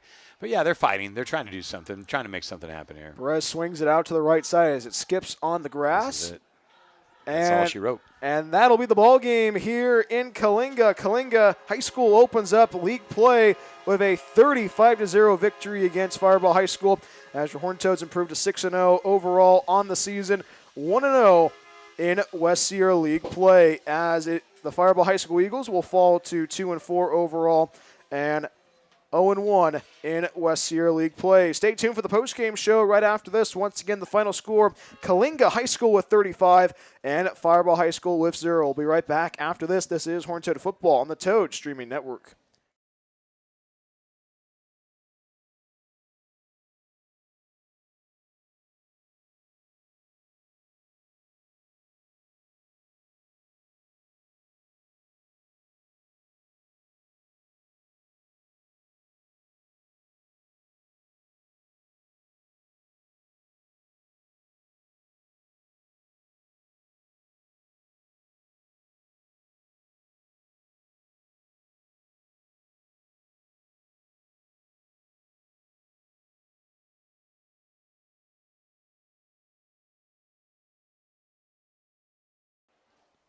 $35-0 is our final score here tonight from Chuck Garton Memorial Bowl as Coalinga High School improves to 1-0 in West Sierra League play, 6-0 overall in this 2024 campaign. My name is Brian Welch, alongside with the coach Mike Walker, and welcome to the Horned Toad postgame show for Homecoming 2024. What a very fun game for the Horned Toads after a slow start in the first quarter. The Horned Toads turned up the Jets after the second quarter as they motor past Firebaugh High School 35-0 to open up West Sierra League play. And I mean, Coach, it was the eye of the penalty marker that was made it very interesting for the Horned Toads, but especially in that early part of the first half. But the Horned Toads able to overcome that with a very impressive victory, 35-0 against Firebaugh High School. Yeah. You know, my quote is just, it's only a matter of time. It's only a matter of time. And it's just you know, and I've only been here, but this is my second game. Sierra Pacific was the other one, and you sensed it. It's only a matter of time. You can just see the depth of talent and execution with the Toads. Yeah, maybe a slight worry, those first quarter woes, or even first half woes, 7-0, 7-0, even against Sierra Pacific. But it's only a matter of time. And I think if they come off to us, they start fast against maybe a tougher foe, they'll be even that much more competitive. It's just you see a team across the board that's very well balanced, skill players, interior players. Quarterback play is really, really good. I like Tossie out of the pocket, runs well with the ball when he needs to. So it's just, when you look at film as an opposing coach, it just has to give you fits, Brian. It's got to give you fits. Horned Toads defeat Firebaugh High School 35-0 here on Homecoming 2024. As the Horned Toads offense looked really good, especially with Julius Borjas with 2 touchdowns. Oh, yeah. He's a freight train. He's a steam engine. He runs low. He wants to keep going. He's not this guy that's going to kind of pansy foot and say, let me run out of bounds. He does not want to go out of bounds. He's going to keep fighting for every yard. And that's just character, strength. And, you know, a lot of my players laugh at me when I use this phrase. They say, you can't coach heart. And he is a running back that plays with heart. As the Horned Toads will welcome in Avenel High School next week for a 7:30 kick. We will not have the broadcast for you here on the Toad Streaming Network. But let's pick our offensive and defensive player of the game, starting with the offensive side. I mean, going into this game, it was going to be a Gavin Watson suspension. Gavin Watson suspended from what happened last week in Easton. But, I mean, everyone had to step up in a big way, and it was also – who's our offensive player of the game? Well, who that you forced me to pick? I'm just joking. I'm joking with you. I'm messing with you. I mean, with a game like this, when they're putting this many points and yards up, I don't know what the total yards are. We could have literally picked about 6 players. But, yeah, stepping up in place of Gavin Watson was Andrew Garcia. Just lights out this evening. And even Tossie was zoned in, laser focus on him as well. So what a great way to step up, impress the coaches, and you know what? Give more opponents worries when they look at film. And on the defensive side, I mean, there's a whole lot of people to pick on the defensive side. I mean, who do you have for your defensive player? Dylan Texera, yeah. I picked him. Just a great evening for him, number one. Just a free safety who did a great job defensively. Had sniffed out the play, sniffed out the ball. Beautiful, beautiful pick 6 there. A close second, Messiah Richard out there. But then again, Mr. Redding, we called out his name a lot in that first half. J.D. Reed called his name out a lot. So almost the same thing we just said about the offensive side of the ball. Defensively, there was probably 4 solid players, Brian, that we could have picked. But Dylan was really the one who jumped out at us. And also, you got to watch out for Jaden Pena. Jaden Pena was playing on fire tonight, especially with with how the penalties went, especially with the penalty barrage in that second quarter, with how it went. I mean, Jaden Pena had some plays that kept the Horned Toads defense in it as well, but a good pick there for Dylan Texiera. Yeah, and he was playing with fire. There was a kind of a runoff from that JV game. It got a little bit riled up there, and I think they wanted to make a statement, and he wanted to make a statement, and they definitely did in that second half. So again, I just say to those forthcoming opponents that are taking on the Toads in the West Sierra League, watch out. I'm very close to the defensive coordinator from Mendota. He was trying to pick my brain the other night. Of course, I didn't reveal anything to him, but we were playing in a tournament over his way, and he was kind of talking to me about it, and I kind of said, there's not much you can do, dude. There's not much you can do unless there's trickery or flea flickers or something like that. But, I just don't know. I literally think that Coach Pease could say, we're going to run off left tackle on this play, and they're going to gain yards. Like, hey, we're going to run this, and they're going to gain yards because they execute, and they've got that athletic ability across the board. And I might be wrong. Okay, I might be wrong. I could be proven wrong. But at this point, they're peaking right now, and if they can keep this into late November, there's a Valley title for them. And I know with the Horned Toads welcoming in Avenel High School next week, one of the things that kind of stood out to me was the penalties, especially on the offensive side and the defensive side. If you're head coach Jose Pease, what's that message to your team about limiting the penalties and the mistakes next week? I'm not here to opine. I guess I am here to opine, but we had some player suspensions in the other game.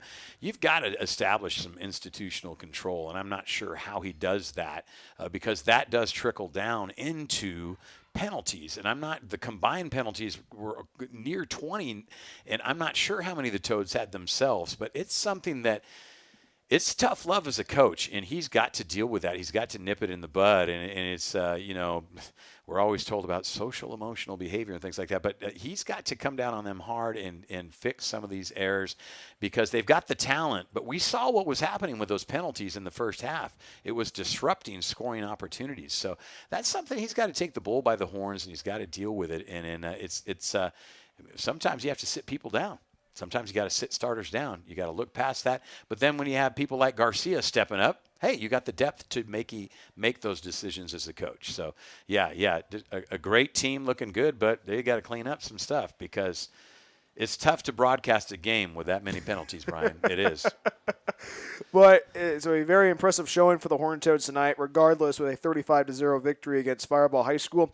As the Horned Toads welcome in Avenel High School next week for a 7:30 kickoff, and that will be a morning rally with ABC 30, and then they'll head on the road to Mendota High School to take on Beto Mejia's Aztecs, and then over to Trank to take on the Tigers of Tranquility High School that next week on October 25th. And then we'll be back on the air on November 1st, the day after Halloween. What are you going to dress up as for Halloween this season, this year, Coach? I'm pretty ugly, so I'm just going to come as myself. So Joe Ward and I will be here together. You talk about a two-headed monster. Oh, my word. Well, I'm going to try to go as Paul Skeens. Okay. Well, with the Pirates hat and with the mustache. Okay, sounds good. Exactly. Because right now you could kind of take that stash off a bit and look like Hitler. So. Oh, my gosh. I don't know if that's politically correct to do that right now. But, my word! Yeah. And I hope if you haven't seen him, I'd like to change the camera. He's got a real rustic mustache going here right now, so he's feeling pretty proud of himself. Well, we could trim it off a bit and bring it a little bit closer, and we might be able to do the. Oh my word! But I hope you our second broadcast ago. I hope you really enjoyed that and have fun with the rest of the fall ball, and then I'll see you in November, my friend. Yeah, definitely. October 19th, we got 3 more in Mendota, and we are looking good because most of our girls are playing volleyball right now, so we're doing it with a lot of backups. We're able to beat Fresno, lost in the last second to Sanger by 1, had that 2-point lead. So we're looking pretty good with what we've got out there. So we've got a little bit of depth, and it should be a really, really exciting season. But every coach would tell you, we hate games. John Wooden, same way. Love the practices. We hate the games. We don't want to play in the games. So anyway, hey, it was great being here. A pleasure as always, and we'll be seeing you soon with our Halloween costumes. And also our Chick-fil-A sauce in hand, and also your Little Caesars built-in cheese pizza. I love the cheese crust. There's nothing better, though, to have a Little Caesars cheese crust pizza with some Mondo bread. Oh, my word. Oh, my Mondo. Oh, Right. But for everyone here who's put this broadcast together, from the acting superintendent of the Coalinga Huron Unified School District, Johnny Garza, principal of Coalinga High School, Sheila Diaz, athletic director of Coalinga High School, Emily McFarland, our camera guy tonight, Richard Welch, of a signature wave to the camera. His name is Mike Walker. I'm Brian Welch saying goodbye. Have a good evening. Repeating the final score from Chuck Garton Memorial Bowl in Coalinga, California. No, potatoes. It's your Horned Toads 6-0 on this 2024 campaign as they defeat Firebaugh High School 35-0 here on Homecoming 2024. No, we have to end it with a potatoes French fries. Potatoes French fries. There we go. As Good. the Horned Toads defeat Firebaugh High School 35-0 on Homecoming 2024. We'll see you for Senior Night 2024 in November. So long from Coalinga. Thank you so much for listening and watching Horned Toad Football on the Toad Streaming Network.